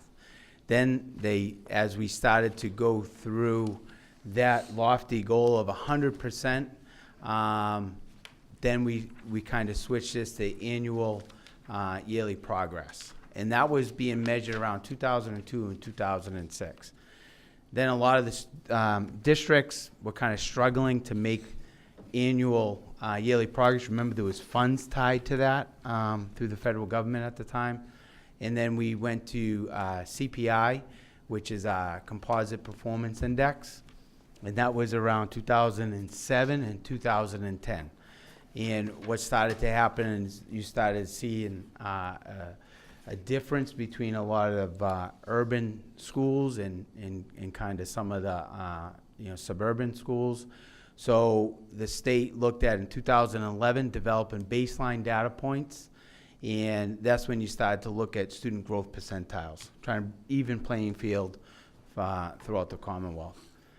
Then 2015, with the No Child Left Behind is now replaced, as we all know, with Every Student Succeeds Act, and that's kind of what's driving our MCAS Next Generation testing, which we're going to talk about. And here's just an overview. I'm not going to read through every bullet point, but really holding all students to high academic standards. This is what we've been talking about for a couple of years, well, since I've been here, about college and career readiness, with that focus of when students graduate high school, are they going to be college and career ready? And this ties in to the ESSA overview. So with that being said, with the Next Generation MCAS, so this is an updated version of a 20-year-old MCAS assessment. So believe it or not, we've been testing students with the legacy MCAS for 20 years. The new MCAS is focusing on those critical thinking abilities, the application of knowledge, and then really making connection between reading and writing. Looking at readiness at the next grade level for college and career readiness. And then also, as we all know, this is going to be a computer-based test, which will eventually replace all paper-based testing throughout the state. Last year in the spring 2017, it was given for grades 3 through 8, English and math. And then, as we said, the legacy MCAS will eventually be replaced throughout the Commonwealth. So next generation MCAS, you have ELA, English Language Arts, you have your math, grades 3 through 8. The legacy MCAS is Science, Technology, and Engineering in grades 5 and 8. And then all high school MCAS, English Language Arts, Math, Science, and Technology and Engineering will eventually, that's next down the line. So when parents received in the fall a new assessment, if they were in grades 3 through 8, and what the parent report would look like. So here's one of the big changes with next generation MCAS is you have these scores here, 440 to 470 is not meeting expectations. You have partially meeting expectations is a 470 to a 500. This 500 is an important number because that's like the midline, so 500 and above, you're meeting expectations, and if you're over the 530, you're exceeding expectations. So for what the parents receive is, and this is just a sample from the state, this is not a Wilmington student, this is a sample from the state, but they'll receive, John Doe up here, the SACID number, they'll have the child score, and then down here, how your child performed compared to the school, district, and state. So you have your child score, the school overall score, the district, and then the state. So this is a kind of a big difference on reporting the testing back out to parents. So when you look at the legacy, that's the 20-year MCAS assessment that we're used to, and the next generation. So these are the different standards in different language that parents are now seeing. So the old, you had advanced, proficient, needs improvement in morning, and then the next generation, exceeding expectations, meeting expectations, partially meeting expectations with an explanation for parents, and then not meeting expectations of the standards is kind of how we're categorizing the next generation MCAS. So statewide, for the first assessment being done in 2017, pretty much throughout the state, 50% of the students were meeting and exceeding expectations, and then 50% of the students were partially meeting or not meeting overall for the first next generation assessment. So as we look at this, this was an important aspect for parents because if you receive proficient, and in some cases advanced, in the old legacy MCAS testing this year, you may, if you were advanced, you may have just met expectations, and if you were proficient, you may have partially met expectations. And the reason being is because the test has totally changed. They're really emphasizing critical thinking skills. And this is an important slide because this, as we're transferring from the legacy to the next generation, this is our baseline for the new test, okay? So scores should not be compared to previous scores. So this explanation went out, with the testing from the DESE, and also our explanation of, this is just the baseline. So what happened last year for some students and families, it's all new. So we just really wanted to emphasize that. So we just talked a lot about this with the youth risk behavior survey. So they're looking, the state's also looking at those non-academic barriers to learning. with a focus in all these different areas, okay? Obviously, we know that these impact student learning. We also know a lot of the youth risk behavior, social emotional learning can have an impact on students' academics. So when we look at the accountability performance, we're not comparing last year's test to this year. So when you're looking at level 1, 2, 3, 4, and all of that. So for this year, there's no status in all of these different schools. Wilmington High School is level 2 because they're still under the legacy testing. And then eventually, Wilmington High School, when we shift over to MCAS Next Generation, they'll have a no status also. But with that, what I really want to explain, not only to the school committee, but to the Wilmington community, our data analysis never stops. So it's not like the principals and all these great district leaders and teachers say, oh, well, we have no status, so we don't have to analyze our data. They actually analyze a lot of data, and I'm going to show you some of the things that we have access to that the public does not. So the first thing is we have detailed confidential data reports that assist with our MCAS analysis.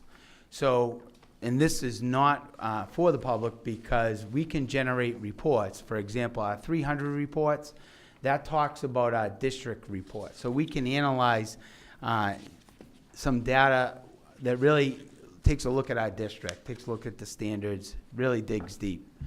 Our 400 reports that we have is individual school reports. So that's another aspect. So we can look at a district level, we can look at a school level, we can look at a grade level, and then you can even start looking at a classroom level. Your 500 reports are teacher level. So you can look at teacher performance with student growth percentiles. So we have a lot of data that we analyze. And the last but not least is your 600 reports, which is your student reports. So that's all of your individual students, all of their scores, and really compiling that. And what you'll see is when you go through the numbers here in Wilmington, the benefit of being a small district is we can put numbers on those percentages. So we can identify those individual students that did not meet expectations or partially met the expectations, and then we can, because we're a smaller district, we can identify those students, identify the programs, and start to add those interventions right away. Yes. Just a quick question with regards to that. Mm-hmm. The results from this, I'm assuming, is collaborative with regards to the assessments that the teachers do with students throughout the year. Correct. Right, to get the kind of a baseline to find out where a child may lie. Exactly. Okay. Yeah. So this is one, when we're looking at like our data for MCAS Next Generation testing, that's just one aspect, but we also have our own internal data assessments and common assessments, which is ongoing.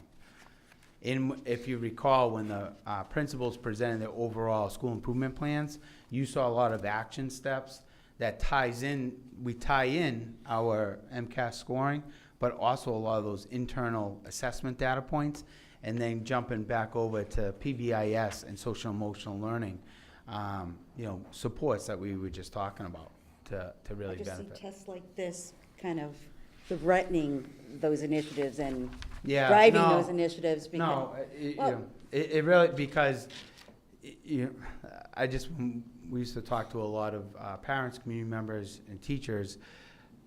Before you can even open up a book, you need to have all of those other things in place. A healthy child, mentally stable child. You need to have the mental and physical health of all children first, right. because if not, then the academics is going to suffer, and we know that. So we're looking at all of this, and I think collectively, from the health and well-being of the children, to the academic performance of the children, to the curriculum of what we're offering, to the teaching and best practices. No, I understand. Yeah. I just worry with the conversation about this MCAS 2.0 piece. The higher rigor, I think, sends anxiety. Oh, yeah. And I think what it does, it really puts a lot more weight on top of something that, you know what I mean? That's what I mean by threatening. Yeah. I don't mean it that, I mean in that it's a heavier load, and I just, And I think like when we first had the legacy MCAS come in, there was that same feeling of accountability, what's this gonna look like? And I think for our teachers, they're kind of used to accountability, the standards and the, I guess the challenges have changed for this MCAS a little bit, especially with the computer-based process. But I think, like always, anytime you raise the expectations, especially in Massachusetts, especially a town like Wilmington, you start to rise up to it. But I think that for us, as we're going to go through this data, it's really our baseline data in the sense of new test, new process. Here, this is where we're at right now, and now we build up from where we're at. And I think overall, I think we did pretty well with the first year of doing this. Good. Here's just one quick sample of a quick little data point. And this would be like a standards sample. So if you looked at like question 4, where, you know, as an educator, principal, educational leader, central office, we can go right across. This is a multiple choice. Here was the standard that was asked, right? And so if you look at the correct answer was D. So 73 students scored correct. 3 students, you know, picked C. 19 picked B. And 5 picked A. So for our teachers, when you're looking at curriculum and standards, this would be an area that you might want to look at as a staff member, as a principal, because for some reason, a lot of the students gravitated towards this, and it wasn't a high scored question. So you go back, and then you look at what was the question asked, which would be over here, and then you look at what was the standard you know, being tested. So this is valuable information for teachers, classroom teachers, because, you know, then they can start looking, you know, collectively as a team or a grade level at that standard. If you went back to this question 9, which was an open response, and you looked at the rubric, 4 was your highest scoring, right? 3 score on the 3 there, and then 2 is like basic, and then 4. So this, you had a lot of the students that didn't get the highest grade there. So then teachers and principals can go back, you pull this question out, then you look at the standard and you look at what was asked. The other piece that's really nice too is you can see what a score of 4 was, what a score of 3 was for the teachers and the students. So that's just one little sample of one aspect of, you know, digging deeper into the MCAS testing. So as we move into the different grades, and we're going to look at ELA, then we're going to look at math, and then we'll look at science, what I really wanted to show, this is really important in kind of a strategy that the central office and the principals are using. So if you're looking at grade 10, which is under the legacy, which will be replaced down the road in the next year or 2. So here's your aggregate. So this is your aggregate scores over from 2014 to 17. So that's all of the students. And when you're looking at standards, right, typically you look at all of the students and you look at those multiple, you know, those questions, and you see the majority of the students scoring higher on those questions. But if you had a disparity like we just showed the last slide, then that would be something you would go back and look at the standard. But when you're looking at students with disabilities, and this is what I think is really important. So some people will look at warning or failing, for example, let's say 21%. And then people, you know, like 21% of, you know, they look at Wilmington High School, let's say there's 900 students here. 21% of 900, that's really bad. But it's really, you're looking at number of students. So there's only 24 students that were in this category, this subgroup, took the exam, and 21% of 24 are the ones who needed warning or failing or just missed that. So you're really looking at, of the 24, you're looking about 5 students. And of the 5 students, and that's why I say we're very beneficial here in Wilmington, because we could pull these 24 students in grade 10, and we could have their names, their schedules, What interventions are they having? Are the interventions that, as a building principal or a team leader, are they working? So you can reevaluate that. So when you're looking at 21%, those 5 students, you can now identify that these 5 students are struggling, and they may need more intervention. And I think that's important.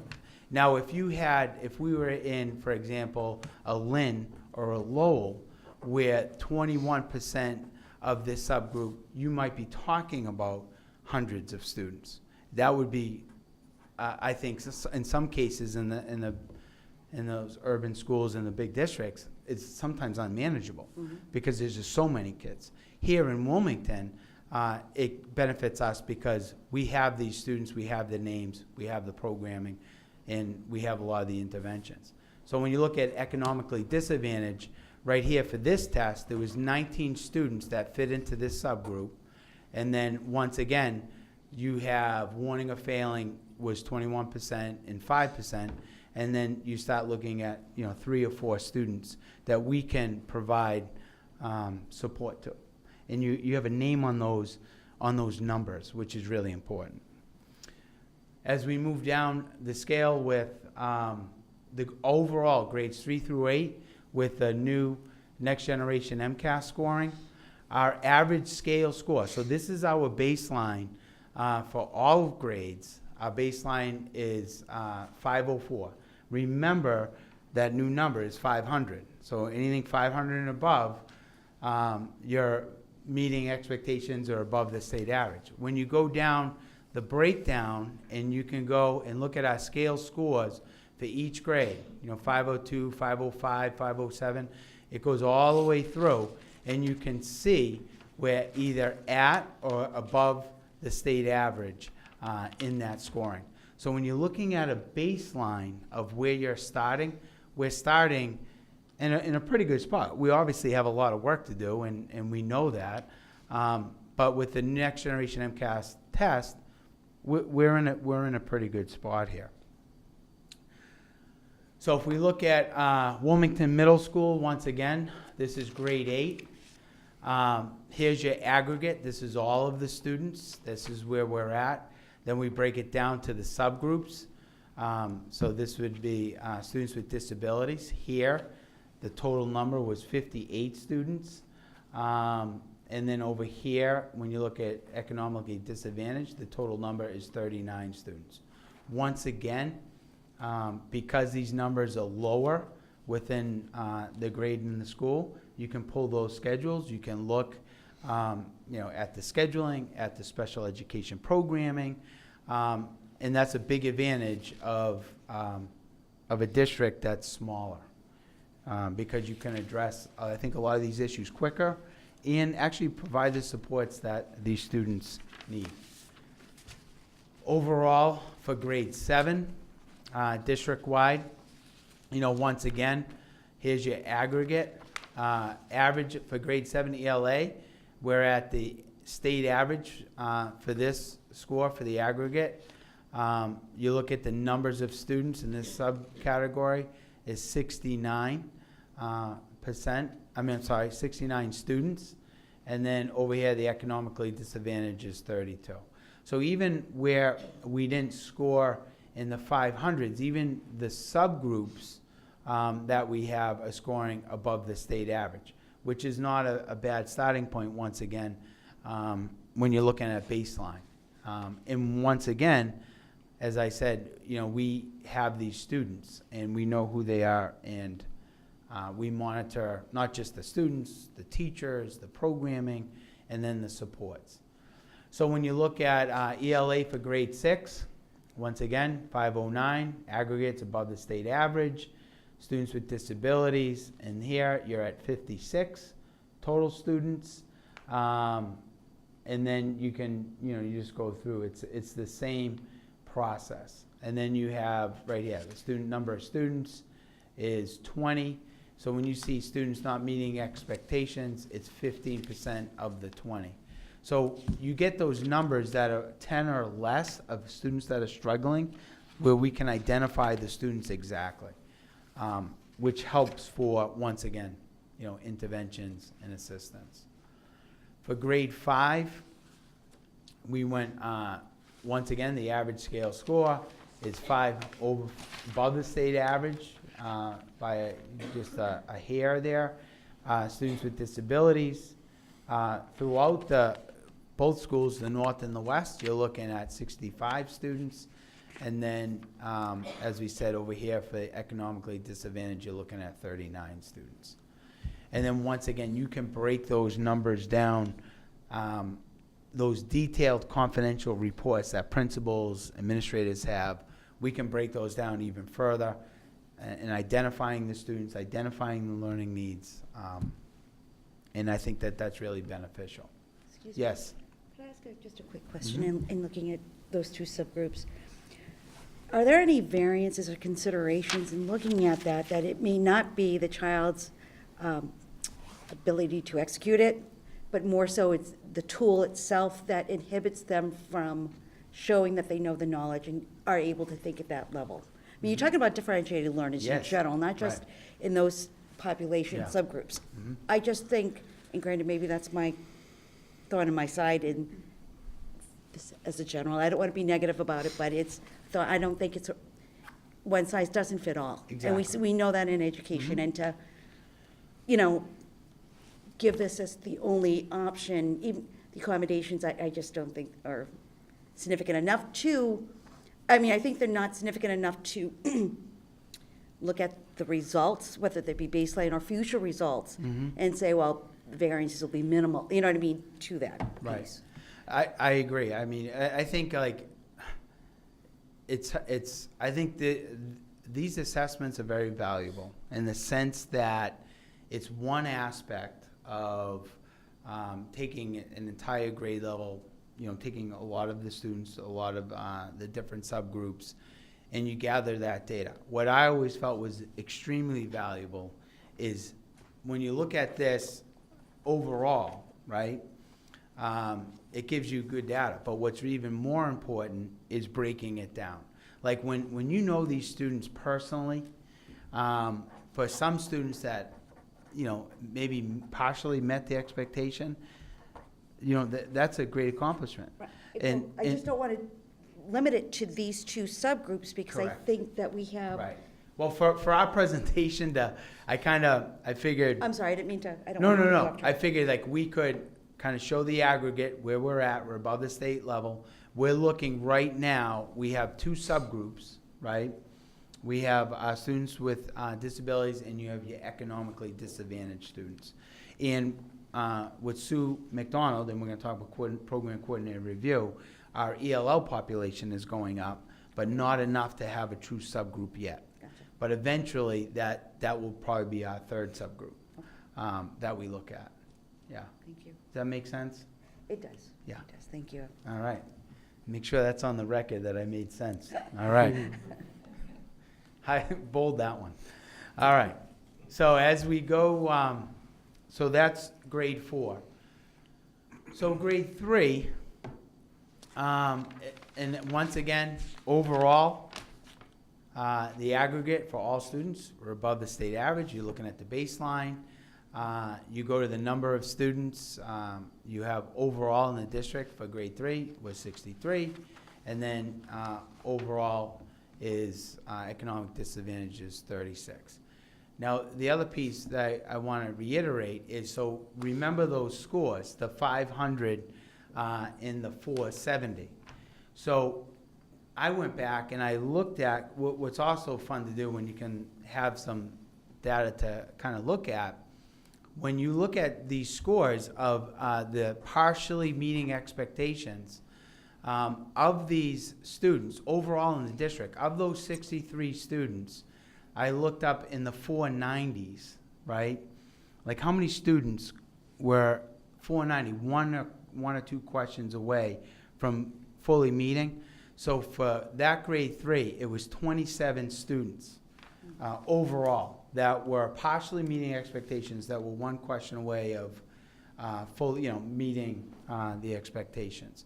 So that's some data that's important, because then you can identify those students that may have missed that question, or missed moving up to the next level by one or two questions, and you go back and, that's good information to have, because then you can go back. The old days, it was, you would look at students at 218, 238, and 258, because it was one question away of going from, warning to failure to needs improvement, or needs improvement to proficient.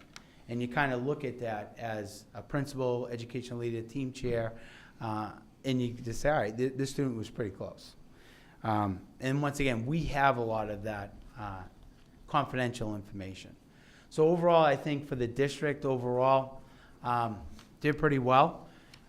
You have seen all of those improvement plans. You have heard us, all of us, talking about all the initiatives that are going on to really raise student achievement. So, and I think that, as we go through math, it's going to be that same type of, of process for all of us. So once again, grade 10 for math is, they're under the legacy aspect. And then here's your aggregate. These are all the students. And then once again, the subgroup. So you have 24 here, and then you have the 19. And then once again, so you see that warning or failing, you look at 29%. That's 29% of 24 students, which once again is identifiable and workable, a number of 5 or 6 students. That Ms. Peters and Leanne Ebert do a fabulous job on getting, working with those students to get them, to pass, because they do have an opportunity to retake the MCAS. So we look at our math once again, and remember the key number is the 500. If you look at your scale scores, you can see overall our aggregate, we're at a pretty good baseline starting. Grade 8 math, here's your aggregate, and then when you, once again, the numbers of students in the subgroup, you had 58, and then you just go right up the chart there. So 33% weren't meeting expectations, 60% were partially meeting. So that's why I like to look at that number of the 60% into the 58, and then you can identify how many of those students there were, and then look at their individual scores. Are they in the 490s, where they just missed meeting expectations, or are they lower than that? So I think that that's important data. And the same over here.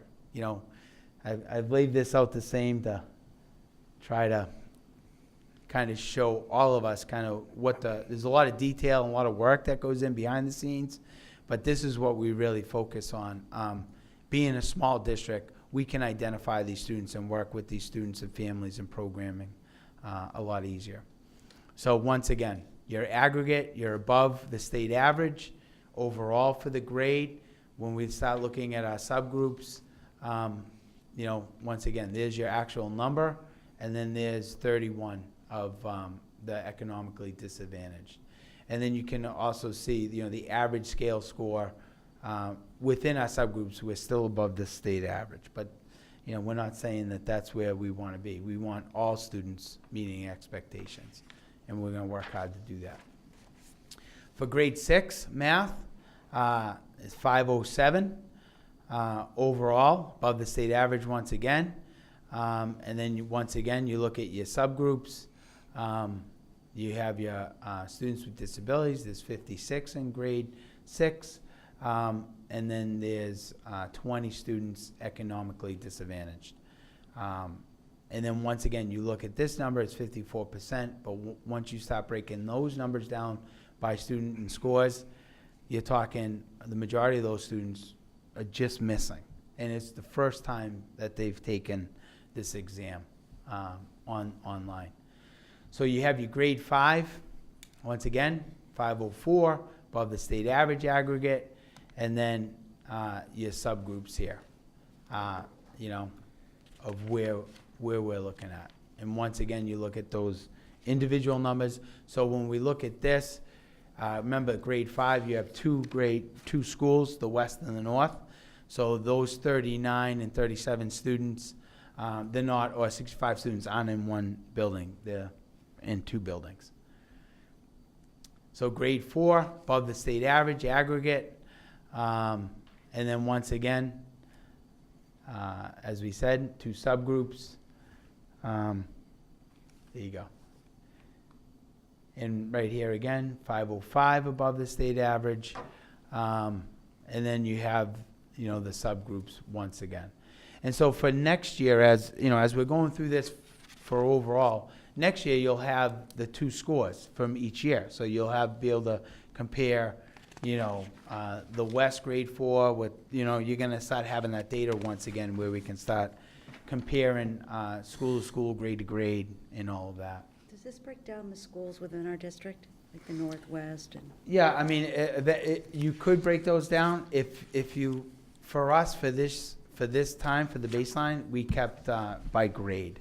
Okay. But eventually, like if you went online, you could see, and when you're looking at the scores, the discrepancy, so when you look at the scores online on the DSC, you'll see the percentages, and then you're like, whoa, this looks disproportionate. But then once you look at these actual numbers of students, and then once you start looking at the students' individual scores, which what we have, Mhm. we're very comparable. Okay. Between school to school.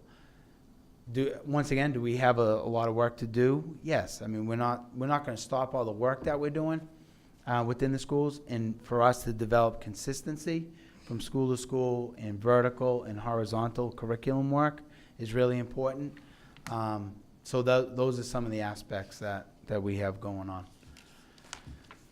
All right, so biology is, remember, we're on the legacy for science.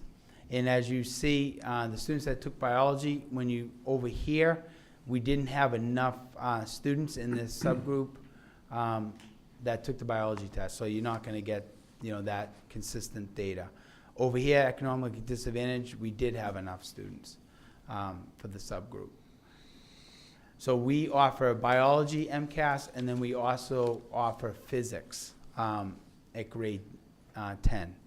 So now you had enough students that took the physics exam, and then that's your legacy aggregate, and then you have students with disabilities. Remember that the high school is going to eventually get the no status as they move towards the next generation.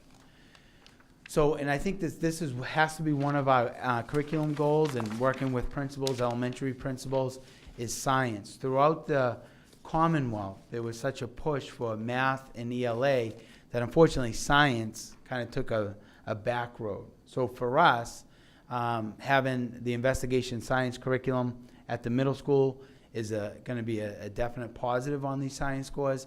And then we're looking at developing more science curriculum at the elementary. So we have the state modules that the state provided us as exemplar science units for elementary, but we're also investigating different programming that can help out with the curriculum there. But throughout the Commonwealth, I think science scores have been, we're pushing science back into the curriculum.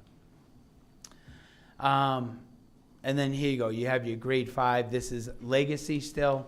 It's going to be a hybrid this year in 2018 for the science. The science is then going to move to the next generation MCAS testing. So that's all going to be online also. And then I added, that's kind of like the overall for the district and the grade level and kind of where we're at and some of the changes that are going on. And I just added all of the work that continues to go on that we've been talking about, for a while now, which all ties in not only to, MCAS performance, but also college and career readiness and meeting expectations from grade to grade. And I just want to thank and recognize the entire school community because, as we all say, with all the challenges that our students have and our society has, from town manager to the selectmen to the school committee, it's everybody. Yeah, the police department, fire department, everyone just rallying to support our students, and that's what makes such a great community. So, school community, central office, district leaders, principals, curriculum leaders, faculty, support staff, our parents and guardians, but most importantly, the students, because they're the ones that are you know, the testing is changing on them, and they're the ones that have to adapt, and they've been doing a wonderful job. We were all nervous going last year, like we didn't know where these test results would be being utilized on a computer, the whole change with the critical thinking. But I think our baseline, and credit the teachers and the students, did a pretty good job first time round. So now we have that first test kind of under our system now, and now we can just build upon that, and that's going to be our goal. So that's the overall presentation. Any questions? Yes. I have a couple of questions. Surely. But I'll just ask one to start. All this analysis at the particular schools, who's doing that? When are teachers, are they given time to actually sit and look And through? look at the data. And Mhm. then that leads into, are students in partially and not meeting, receiving those right now? Are they being pulled in groups at this moment? Well, not Yeah, this so moment, but- that's the work behind the scenes. That principals pull those reports, you look at the individual scores, you work, Alice and her team is tremendous. And we're gonna talk about the program coordinated review, but looking at not only the MCAS data, but also programming. You know, are we meeting the needs of these students? And if we're not, how are we gonna change this programming so we can meet the academic needs of the students? So all of this work goes on. In our next, like for example, our CIT, I had principal meeting this morning. They're taking time to analyze some of this data. And principals meet with teachers on the individual data of the classroom data and share it. So it does go on, especially during CIT time, professional development time. Principals at the elementary and high school, middle school, our curriculum leaders do a lot of this work too, our CTLs with the grades 6 through 12. So they do a lot of the data analysis. Mm-hmm. I can keep going, but I want. Yeah, go ahead, you can ask another. So I know that some are still paper-based. Can you tell us who's paper-based and who's computer? And do you think that led to any of the discrepancies from building to building? It was, the paper-based was grade 3 only. Across the whole? Yeah, just for our district. You had a choice for grade 3. So last year we went computer-based grades 4 to grades 8, and we're gonna do one more year of paper-based for grade 3 again. Because remember, the benefit of our Chromebook initiative is right now you have grade 8, and then next year you're gonna have more grades on the Chromebooks, and then we can move more carts down to the elementary schools. So that's kind of like the game plan. You know, I just from knowing how tech savvy our students are, and I know people are really nervous about the Chromebooks and how are they going to handle. You know, I think our students today, the children growing up today, are so used with technology that it might be easier for them to use a, keyboard. I mean, we had the keyboarding where you had to look left and look right, you couldn't look. But now the kids, although they're using their fingers, they type faster than we did by learning how to type, so. Any other questions?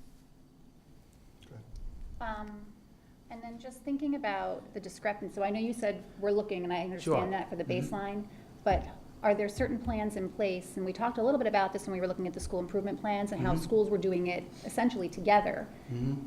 as though their needs were all gonna be the same. And so I looked through, you can look through and you can Sure. break down everything, and you can see that needs are actually quite different Mm-hmm. school to school based on scores. Now, when I broke down the demographics, actually, it wasn't that much different school to school, but when you look at the scores, there was a big difference. And so, I guess I'm wondering, when we look at those school improvement plans, does that mean, what are you Well, thinking I of think moving there's, forward? I think when you're looking at the school improvements, there's gonna be some, I think, common themes for like grade 3, grade 4, grade 5.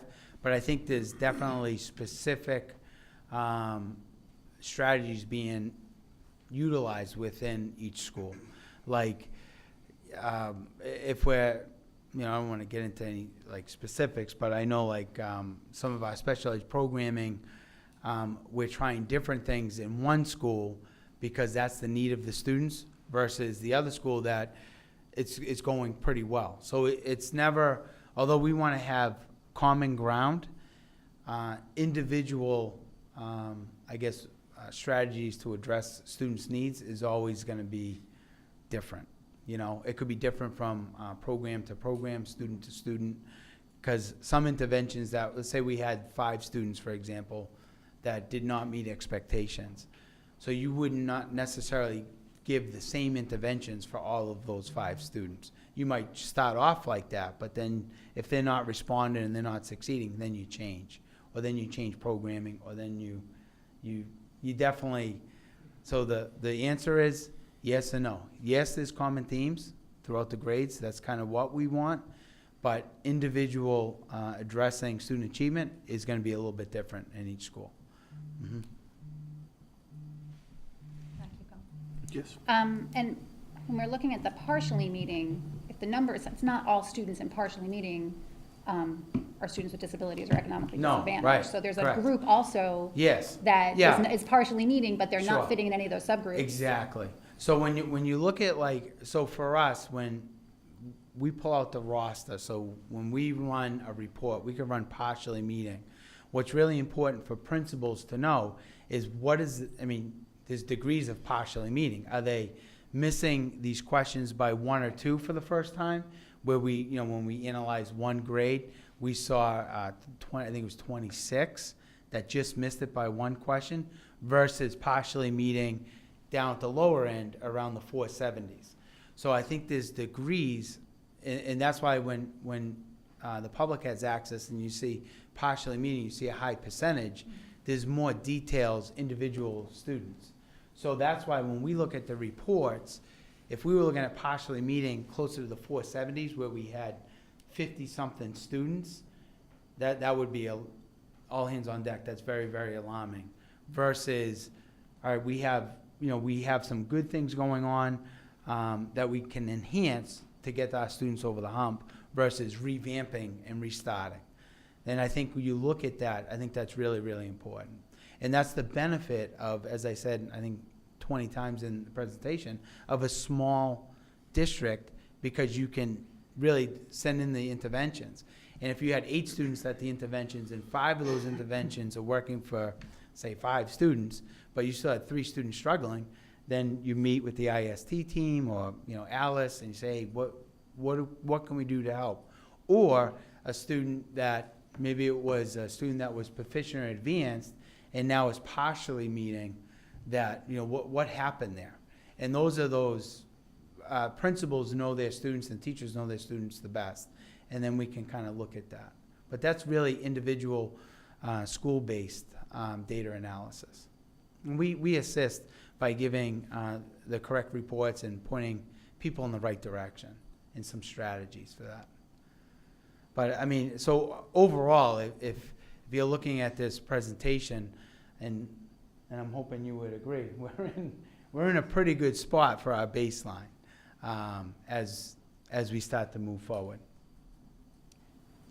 Yes. And I hear you, and I agree. I also think that meeting, that M, is grade level expectation. So we would expect. Yes. Right? Oh, that yeah, most of course. So when you see numbers that Correct. don't show that, Right. it is alarming, I would imagine, for anybody in the district looking at that, Correct. and you're like, oh geez, what's happening here? So I guess- And this isn't, Wilmington, as we go through this presentation, we're not the only district, and I know they, like Channel 5 or whatever, they might have been Andover, where a lot of their students were advanced and proficient, and then a lot of them went to the partially meeting expectations because of the new test.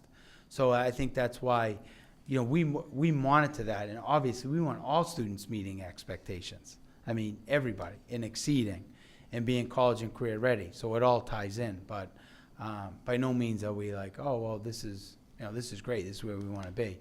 But I think as a baseline, where we're starting as we move into the next testing season, I think hopefully last year's scores to this year's, we'll see improvement. And that's where you'll start seeing the comparison of, school to school, grade to school grade. All right, and last thing, I promise. And with the discrepancies, if something's going really well, so it looks like, again, this is one measure, I understand that. But Yeah. if it looks like, I wonder what's happening there in Duplicate. blank, Is that what Is you- there is there Yes, some way to kind of course. explore that? Yeah, so I think that's when we have our leadership meetings and our principal meetings. We meet monthly. And if there is a program or success story, it's really sharing best practice. Let's duplicate this in another school or another program. So that, collaboration's, it's a must. I mean, there's no secrets anymore. If we're succeeding, we gotta share it. So I think that's important. MJ? Just a quick question. So Sure. going forth for next year, can we expect at next year's presentation, the breakdown between the schools Yes. themselves? Yeah, because Okay. you'll have comparison, for example, grade 8, let's say grade 8 Wilmington Middle School, 2017, 2018. No, I mean like in the elementary school, like Woburn Street, Shawshene, West, North. Yeah, you'll I have, mean, if you'll have we more can have data that to look at. Okay, Sure. I was just Yeah. curious. Yeah. Thank you. And MJ, you can get that, I mean, you can look now you can go to the Yeah. DESI site and pull it. Oh, and they have it broken You down can by see the it. schools Yeah. themselves? By Okay. the schools themselves. Yeah. Thank you very much. I wasn't aware of that. Thank you. Write that down. Thank you, Sean. You're welcome. All right. Sean, thank you for your presentation. I know we put you off for a couple meetings. No, it's all right. It was worth the wait. It's worth the wait. Very You well know? done, and thank you for all the work that you and all the Yeah, administrators. the teachers and administrators are awesome, And the students, I'm telling you, our students, they're great kids, They have to be probably the most flexible of all of us with the assessments. So I was gonna go through quick, I promise. Just kind of the program coordinator review. And it's right up here. How So, about that? there you go. And you also have the PowerPoint, but this is a program coordinator review. It provides an opportunity for us to use, I guess, a lot of means to look at compliance in the 3 main areas. So when you look at a program coordinator review, we're having a site visit every 6 years, and then every 3 years, you have a mid-cycle review.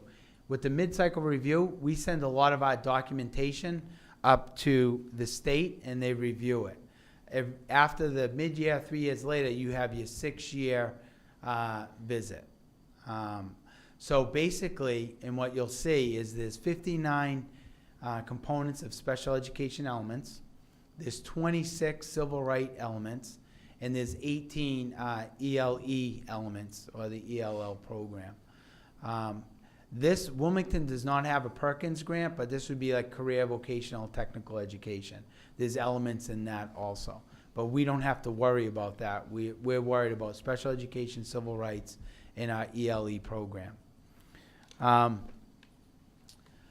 So the visiting team, and at the end of the presentation, you'll see the important dates, but the visiting team is made up of members from these different elements of the DESA, and they do the program visit, which will be in March.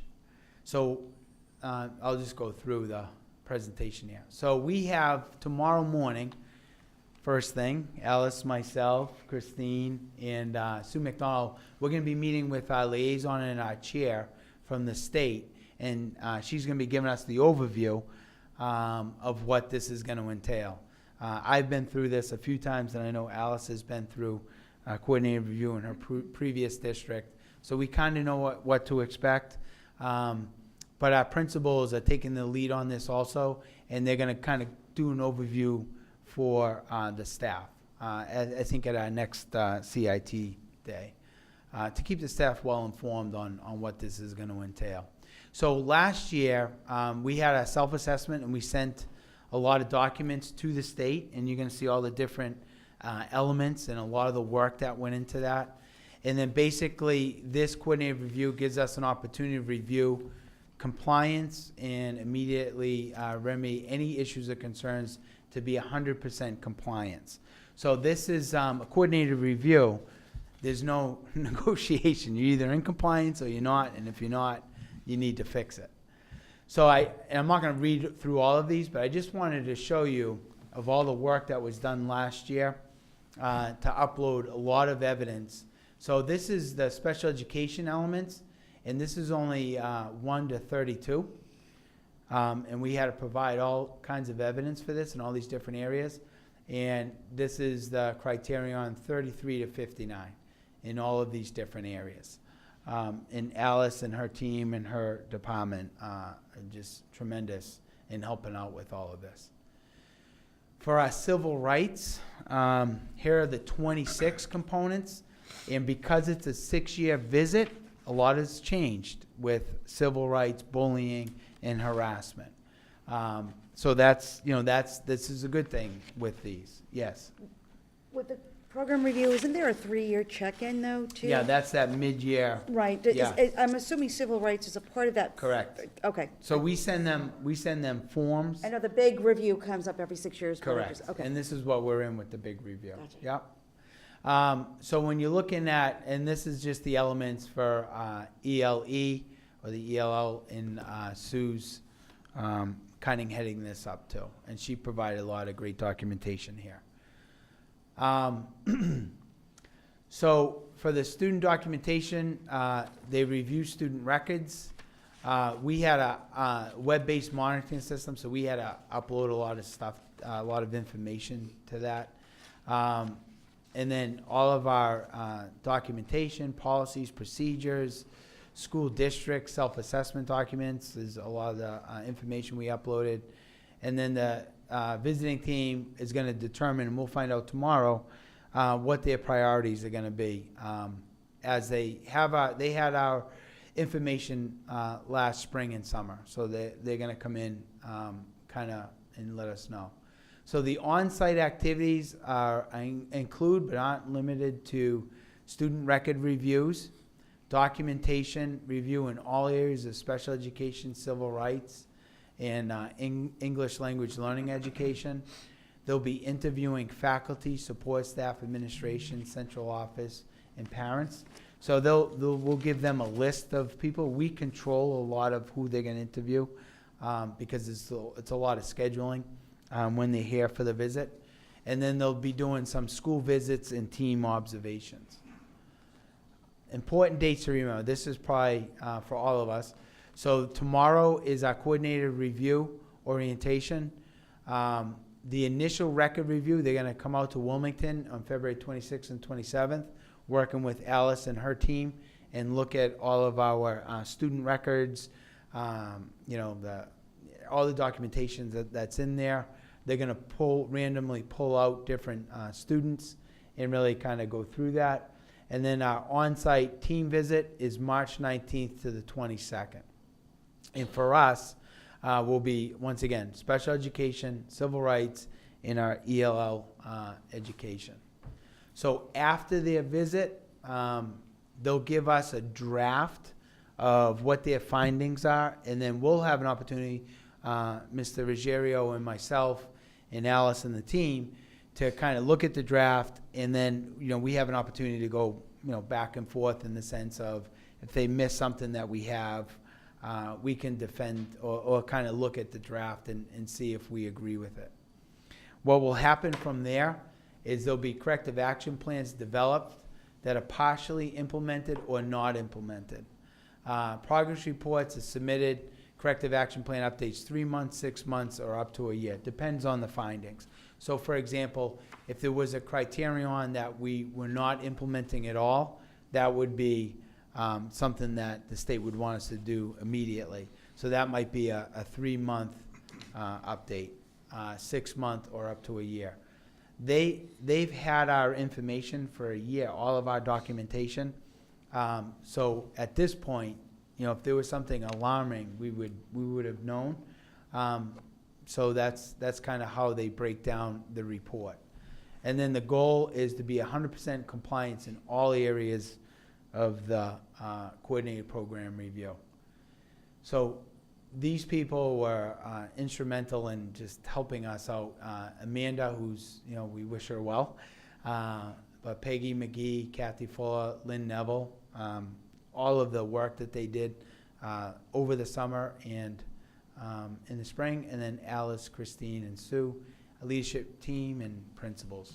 So that's kind of the preparation of the program coordinator review. That's kind of just the the overview for everybody. Yes. Will the results of that review be shared with the school committee? Oh, yeah, it's it's gonna be a public document, once the final report's printed, yeah. Mhm. Any other questions, comments? Can you go back a couple of slides? Sure.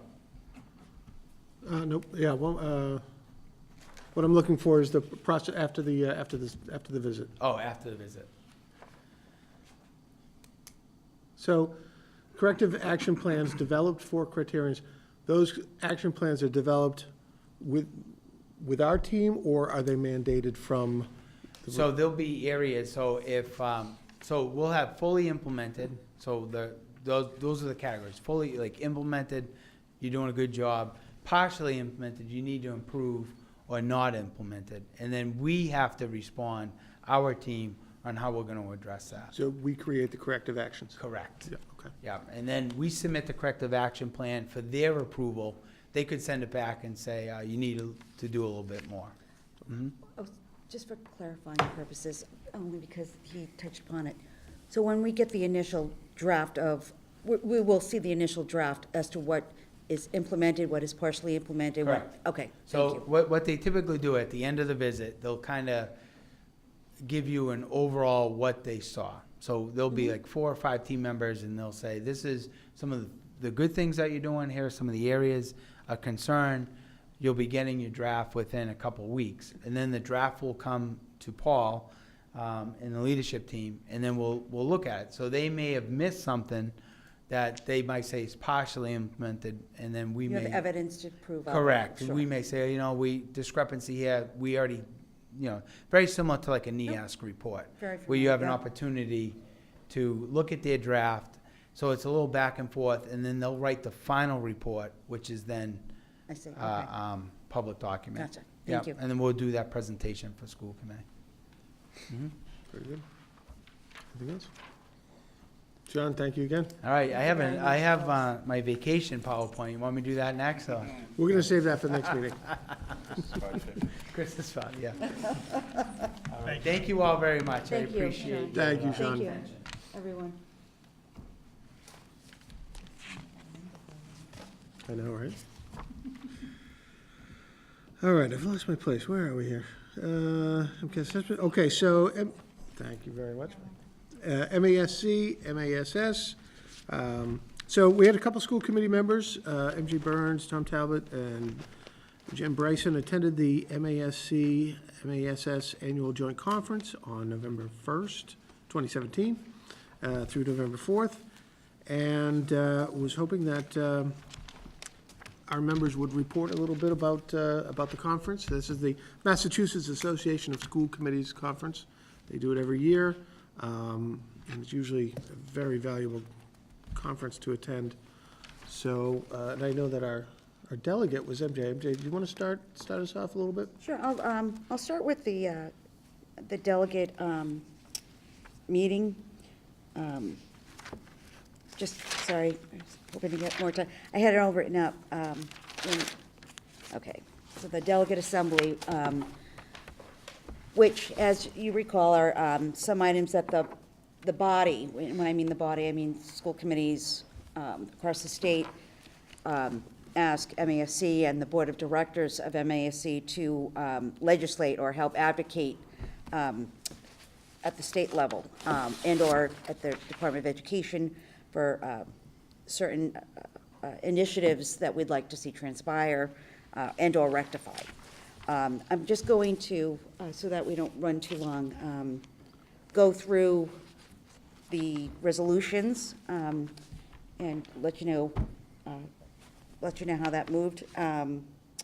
So the first one was, Resolution 1 was the movement of the Chapter 70 funding enrollment date to March 15th. A lot of this conversation was generated by larger urban districts, and it pertained to budgeting. Typically, they see an influx of students entering their district after budgeting aspects have been closed, and after the districts submit the Chapter 70 reporting cutoff date, which is at this time October 1st. So the board passed the resolution with an amendment that, as opposed to the March 15th date that was initially proposed, that they will move the date to January 31st, so that, that they're asking the Board of Directors to advocate for the change of enrollment for Chapter 70 funding, that districts need to notify the Department of Education to be rolled back to January 31st. So that did pass. Please let me know if you have any questions. I'm just trying to be effective but efficient. Resolution 2 dealt with the reform of circuit breaker funding with regards to increasing funding and provisions to special ed services to meet current school expenditures as they apply to rising costs of educating children with disabilities. It passed with minimal discussion. Resolution 3 was litigation for fair school finance. Speaks to updating the net school funding, especially as it affects urban districts and the true cost of educating students within those districts. In order to ensure districts have adequate funding to support programs within their schools for an equitable education. Has some ties into the McDuffie versus Driscoll piece, which deals with giving students an equitable education amongst their peers. That passes without any discussion by the floor. Resolution 4 dealt with the privatization of public education and the oversight of public schools, including small and regional districts. It's preventing the state from allowing public monies that would otherwise be used in the public school system be shared towards tuition with private and charter schools. That was a big pass. It was approved. It's strongly thus so. Resolution 5 dealt with the use of federal funds, which urges legislature to restrict the Department of Education, Board of Education, or any state agency from using federal funding under ESSA, Perkins Vocational Tech Education Act, for their own agency overhead or other usage, and instead ask that those funds go directly to the entirety of the schools and the school districts, so that, I'm going to say this, and I hope this is on point, that funding from federal government will eventually be dispersed through the school districts and the schools, as opposed to having the Department of Education take their cut, so to speak. So moving forth, that was passed without any argument. Resolution 6 dealt with the foundation budget, which comes up in a variety of forms every year. It's asking the legislature to enact their recommendations of the Foundation Review Committee into law to order the Commissioner of the Department of Education to reconvene deliberations to make further recommendations by the Review Committee to drive and increase overall accuracy of the adequacy of the overall foundation budget. And I think it goes without question that historically, what they were using as a formula was about 25 years old, and doesn't accurately reflect the true costs of an education and school expenses. So that was passed with more comments than any argument. Lastly, Resolution 7 dealt with the Affordable Care Act and Medicaid. This resolution urged Congress to preserve the Affordable Care Act and the expansion of Medicaid programs for the states, and urges the General Court to reimburse Medicare payment at 100% to cities and towns to underwrite the cost of providing an adequate education for those with disabilities, if I'm correct, special education areas as well. It passed, and I think, again, more so that this resolution, although it affects, I think, all districts to some capacity, it's mostly and heavily felt at the larger economically challenged districts, such as New Bedford and the Fall Rivers within our Commonwealth, where they do have a lot of economically challenged families. So that passed without any argument, and that was it for the resolution piece.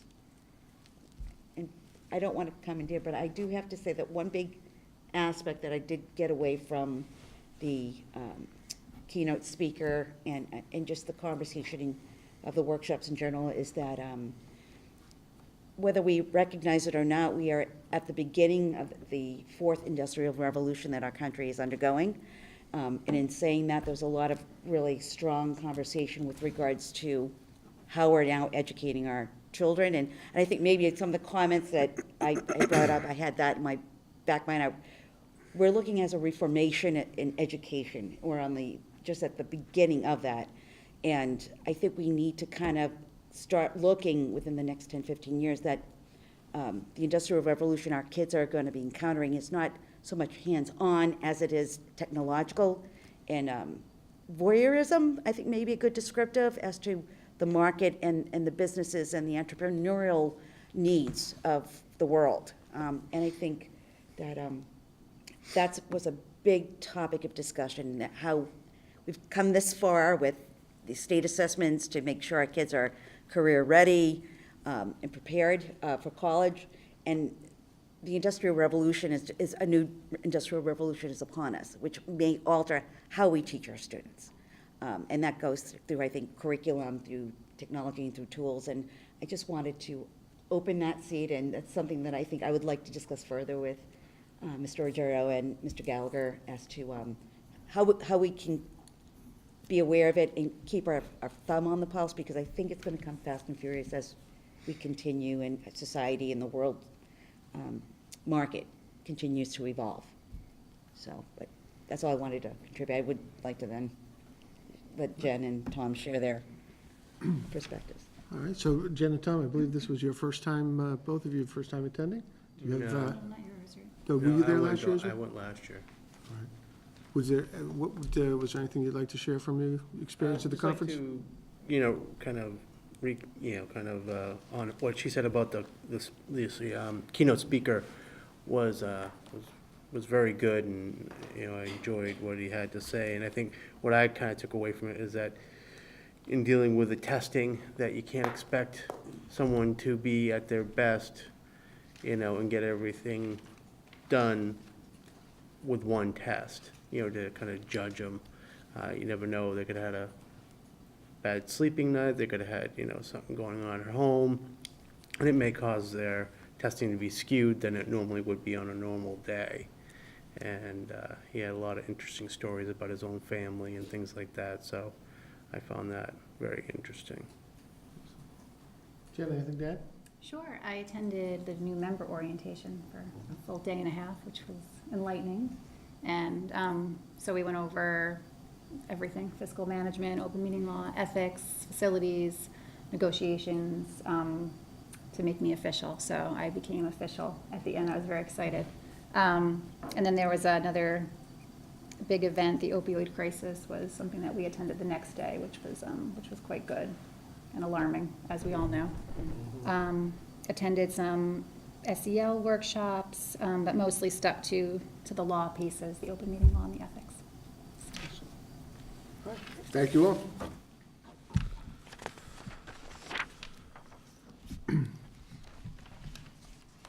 All right. And Paul, do you want to take this next item about the contract? We just need, we have two contracts that we received letters to open negotiations, the administrative assistants and the Nurses Association. So as we typically do, we have a couple school committee members on any negotiating groups. I know we don't have a full committee here, but if we can't get it tonight, then the next meeting. But I do need to get back to those two organizations to start to get some dates from them and so forth, so. That's, I think that since I joined the committee, I've been on every single one. So I'm hoping to take a break if anybody else is willing to step forward. And, all right, MJ, you? I wouldn't mind participating in the nurses' contract. I've not served on that. I think it'd be interesting. Okay. Seeing no one else? I'll do whatever you need me to do, but I'm super committed with the superintendent I know you're piece right now, so I don't want When to do we expect this to myself. start? we don't have a date yet, typically we get a couple of members, and then I'll reach out to them for them to give us some dates. and, Is this going to be before April? Yes, yeah, All right, so- yeah. all right. I think we'll start before April, whether we finish or not, that's it. May? Now, You can help out with the administrative assistant contract negotiation. All right. I mean, I can reach out to them and just to get some dates, and I'll make sure it's after January 24th anyway. Mhm. That way our next meeting, we can get a second member. Okay. I just wanted to ask, since we're at this early juncture, I know myself, I'm up for reelection this year, and I just want to make sure that how do I put it, if I'm not reelected or back on the board, that's not going to impact the bargaining. No, I wouldn't think so. I wouldn't think so. Okay. And hopefully, ideally, we're done before then. Okay, great. Who All right, knows, I just wanted to know that. Okay, thank you very much. All right, so let's reach out to, let's see if we can get this done in the next meeting. If- That's fine. Ideally, with perhaps Peggy and/or Julie may have some interest, so rather than, before I jump in and volunteer myself for another one. Thank you. Although I do enjoy the negotiation piece with you, Steve. All right. All right, our next order of business actually is a facility naming discussion. The Board of Selectmen is getting ready to put together the articles that they're going to submit for the annual town meeting. And there's been a lot of discussion over the last 12 months, certainly, about naming the auditorium. And the discussion really, for the most part, has been about naming the auditorium after, in memory of Joanne Benton. And Joanne, certainly one of the reasons why the auditorium was chosen, or has been discussed so much with her name, is she was so instrumental in making it look like what it looks like today, including the orchestra pit, which wouldn't have existed if not for her advocacy, and really the whole thing. And Paul, can you talk a little bit about her efforts on the auditorium? I know I didn't ask you to do No, this, but. and that's fine. And I remember specifically sitting in a meeting at the Massachusetts School Building Authority and discussing, MSBA has a template, if you will, depending on how many students, you get so much square feet per student, and the auditorium was going to be this side. I remember sitting in Boston with town manager Mike Kyer at the time, Superintendent Benton, myself, and her advocating to the MSBA that we Wilmington need a larger auditorium than their template would handle, given the number of students that are in band, orchestra, and so forth. And it was very compelling, and we did end up with a larger auditorium. So, and then, as you mentioned, the orchestra pit was kind of her baby, if you will. Although if you ask the custodians, they're not too happy when they have to fill it in. So, yeah. And certainly, she had dedicated so much of her life to this community, so much of her efforts, that I think, from a personal standpoint, I would love to see a lasting tribute to her memory. So if any of the members here are interested in offering such a motion, I certainly would entertain it. MJ? I would like to make a motion that we submit a recommendation to name the high school auditorium after Joanne Benton. Second by Manny. All those in favor? All right. There was actually a second room that I was hoping to have discussion on tonight. However, the subject of that naming, I was not able to get in touch with this person, so I think we'll hold off on that for now. But at any rate, so what we'd like to do is see if we can fashion a letter to the Board of Selectmen with our recommendation that the auditorium be named in lasting memorial to Joanne Benton. If that's something that you'd like to have somebody do, Paul, that would be wonderful. If you'd like for us to work on it as a committee, we can certainly do that. What I'll do is we'll come up with some draft and then send it to you, and you guys can you can wordsmith it or whatever. Okay. But we'll throw something together and get it back out to you. Wonderful.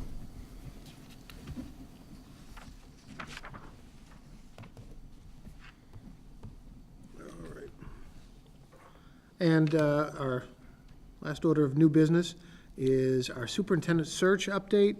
The good news is we have had our first meeting of the screening committee, which had to be postponed. Originally it was Thursday, but apparently the dedication was suspect because nobody wanted to make it out during the blizzard.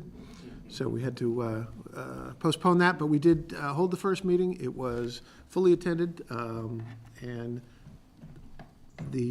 one of our school committee members, Jen Bryson, was elected to be chairman of that screening committee. Do you want to just tell us real quickly a little bit about? Sure. So like you said, it was fully attended. We have an excellent screening committee. NESDEC ran us through an orientation. They provided an overview of what the screening committee would be responsible for, the role of the school committee, their role as NESDEC, how much they'll support us throughout the process. Then we reviewed the candidate profile, which was what we had designed with NESDEC, if you remember, at the last meeting, and confirmed that with them. We went over that with the screening committee to make sure that as we start looking through the applications that we're thinking about what the town is looking for in their future superintendent. So we went over that and talked about how to use the candidate profile to also design our interview questions. We talked about conflict of interest, and they did review pretty extensively open meeting law, and they were sworn in at the very beginning, which I thought was excellent. We talked a lot about confidentiality, and they reiterated that throughout. I think that it was very successful. It was comprehensive. I think people felt as though it was really well organized, but there was definitely a lot of information. We talked about the procedures for the preliminary screening of the applicants. They guided us through how to read the materials and the resumes. We reviewed the process for the rating, how we're going to come back. And so our next meeting is tomorrow evening. Tomorrow evening? Yes, tomorrow evening.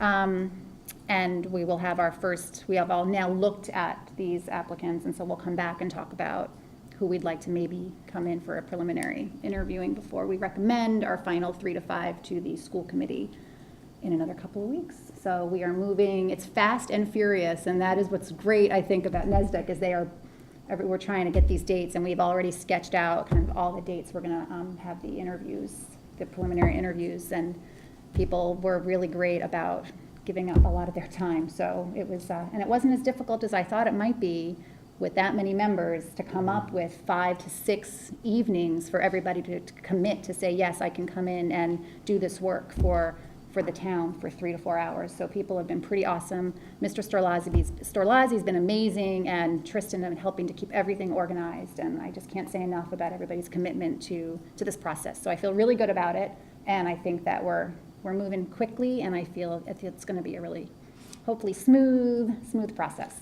Yeah, there was an awful lot of talk about how aggressive the timeline was, but we seem to be keeping pace with that. Yeah. Yeah. So that's good. I don't know if Mr. Storlazzi wants to add anything. Just, Ken Storlazzi, our Director of Human Resources, who Jen just referred to for the public to know who she was referring to. Ken, thank you for being part of that committee. Is there anything that you'd like to add? All right. Second. That's good. All right, that brings us to public comments. Anybody? Yes, Mr. Ragsdale. David Ragsdale, 18 Marion Street. And I just have a few things, and I'll run through the agenda. I wanted to thank Mr. Ruggiero and Mr. Antonelli for the budget presentation and the work that's been done on that. At the last school committee meeting in our neighboring town, Reading, the superintendent actually presented a budget that he stated literally is not in the interests of Reading students because of just all the budgetary difficulties and cuts that they had to make. And so you can't take it for granted that you're going to have a budget that is able to put students first. And it's, I think, a testament to both our district and the town that we are in a financial position to be able to give our schools the resources that they have. On the accountability, so kind of switching into a little bit of the MCAS presentation, Mr. Gallagher talked a little bit about some of the levels that this year there are no designated levels for grades 3 through 8, and for high schools probably not next year. The new accountability system that is being proposed and will probably be voted on by the Board of Education is actually going to get rid of levels altogether. So coming down the pike as part of the state's ESSA plan, they're just going to get rid of the sort of the level 1 through 5 ranking system to begin with. because there's a lot of angst over, oh, we're level 1 this year, we're level 2 next year, and what has really changed, and there's a lot of back and forth, and the new emphasis is on, let's focus state resources on the districts and schools that really need it, and not worry so much about ranking everyone else in a top to bottom list. And so that's something that's coming down the pike as far as the accountability system. Can I ask you a quick question? Sure. Not to interrupt you, forgive me. So how are they going to, as we're familiar with the takeover of school districts, Mm-hmm. are they going to sort of softly interject those resources into districts? Because I think the rural districts, especially in Western Mass, are the ones that are struggling the most under the pressures of the technology piece and finance. Was it any kind of discussion as to how they were going to assist those schools, districts struggling? The rural district issue is something that the state hasn't figured out how to address yet, because a lot of the rural districts are losing population and are really financially struggled, and they've regionalized a lot, but it's just that they're really struggling with that. That's a separate issue from the accountability system, which is based on providing resources for academic performance, essentially for low MCAS performance, as opposed to struggling with the budgetary needs that they have. Well, it's a part of that. We can talk offline on this. I don't want to take your time away. Go ahead. Do you mind if we talk offline? But the idea is that only essentially the bottom 10 to 15% of schools will be designated with some, not a technical level, but basically as targeted assistance that need assistance from the state, and districts with low testing participation. And for the rest of it, there'll still be a percentile, so people who like to rank things will still be able to rank schools and districts by their percentile, but there should be a lot less worrying about, jumping one level or dropping a level from year to year. So hopefully we won't have to worry too much about that.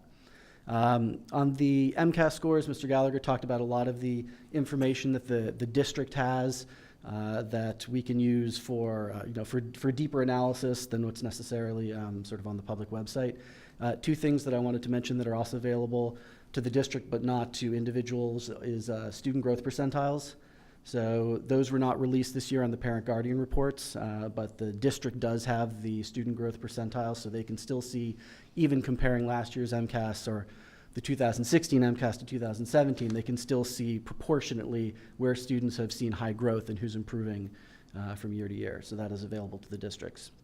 One other thing that's new this year is more detailed descriptors on the unreleased MCAS questions. In grades 3 through 8, about half the questions are released each year, and so if you, as a teacher, if you look and see that your students struggled on a question for about half of them, you can actually go and see the actual question itself, because that was released. For the questions that aren't released, it used to just give a standard, so it might just say ratios, and all right, that could mean a lot of things. You wouldn't necessarily know what to do if students missed a lot of that particular question. There's a much more detailed descriptor now that it might say, calculate a rate based on having a time and a distance.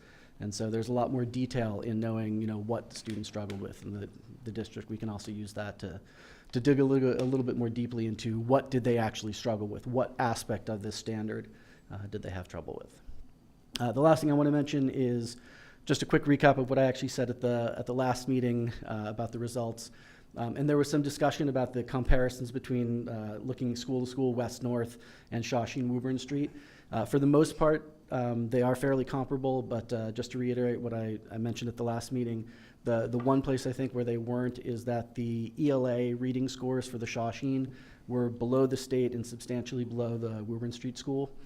I think it was 40% of the grade 3 students at Shawshene were meeting expectations, which is 9 points below the state average, and Woburn Street I think was at 64%. So that's at least one thing that's worth mentioning and perhaps looking at. And then, what was my final point? My final point was the high school testing, that there's going to be an interim when the next generation test debuts for high schools next year. For the next 2 years, it'll still be an interim passing standard equal to what it is right now for the competency determination as a graduation requirement. But after that, 2 years from then, so on the 2021 test, the state is probably going to raise the bar for the passing level. And so something to think about. This year's 7th graders will eventually be asked to meet a higher passing standard And so it's worth thinking about in advance. Thank you. Thank you. Thank you very much. Seeing no one else? Subcommittee reports? Yes, MJ? I have one.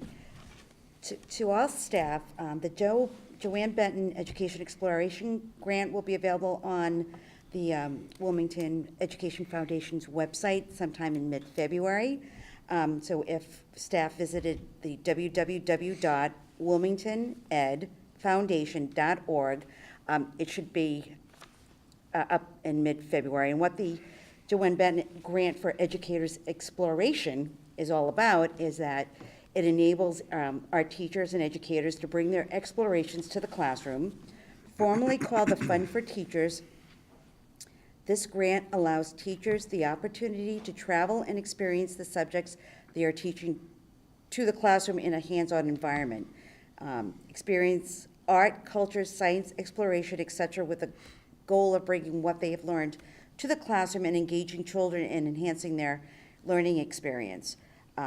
So I think there's, in past years, we have had teachers who have gone out of the country and visited tribes in Africa and learned about ceramics and that creation, and they've brought it back to their classroom to expand upon the teaching within their classroom with regards to whatever the topic is at hand, or just a broader view. So I think it's a wonderful grant, and I thank, WEF for fundraising to fund this grant, because I think it's a hugely important grant for teachers to continue to learn and pass on their passion for learning to their students. So thank you. I just wanted to share that. Thank you. Any other subcommittee reports? Yes. There's a homework subcommittee that's been meeting. Do you want me to give an update? Do you want to give an update? If you want. So we've been meeting regularly, and I think that there's soon to be a survey that's going out to parents and teachers and potentially students. Yes. Yes. Sometime this month or early next month. Absolutely. So, Yes. yeah, we've been working. We met before the holidays, so Yeah, I'm trying to right. gather my thoughts. No, we've had a great working committee and really analyzed best practices with homework, current best practices, and kind of formulating some ideas as a committee on, our homework policy, and we really want to get input from all the stakeholders within the district. So from the staff, from students, from parents, and that will, I think, help us as a committee formulate a policy, either revising it or what we need to do with it. But it's been a great working committee. We've done a lot of, I just think a lot of research on homework, because it's, as MJ said, we gotta start rethinking how we're delivering instruction, and this one area is something that I think it's something that we can revise and make it more beneficial for everybody, so. Mr. Gallagher has been amazing at leading this and providing us with all the research and keeping us on track. So at our last meeting, we started to design the questions, which will then go out, and then we'll reconvene and look at all the data that's been collected. So it's been really beneficial. I think people have really enjoyed the work, and I just want to let the public know, because there have been some questions that occasionally come my way. Right. Where are we on the homework? And we're working on it. So I just wanted to let everybody know that we have been working on it actually Yes. pretty consistently since the beginning of the school year. Excellent. All right. Correspondence, do we have any correspondence? Did you not? No correspondence. No one sent us any Christmas cards. All right. Mr. Gallagher did. Yes. Thank you. Thank you very much. We enjoyed that. I enjoyed that. It was a great surprise. All right, our future meeting dates our next meeting will be January 24th, and our following meeting will be, we're still a little bit tentative, it's either going to be February 7th or February 14th.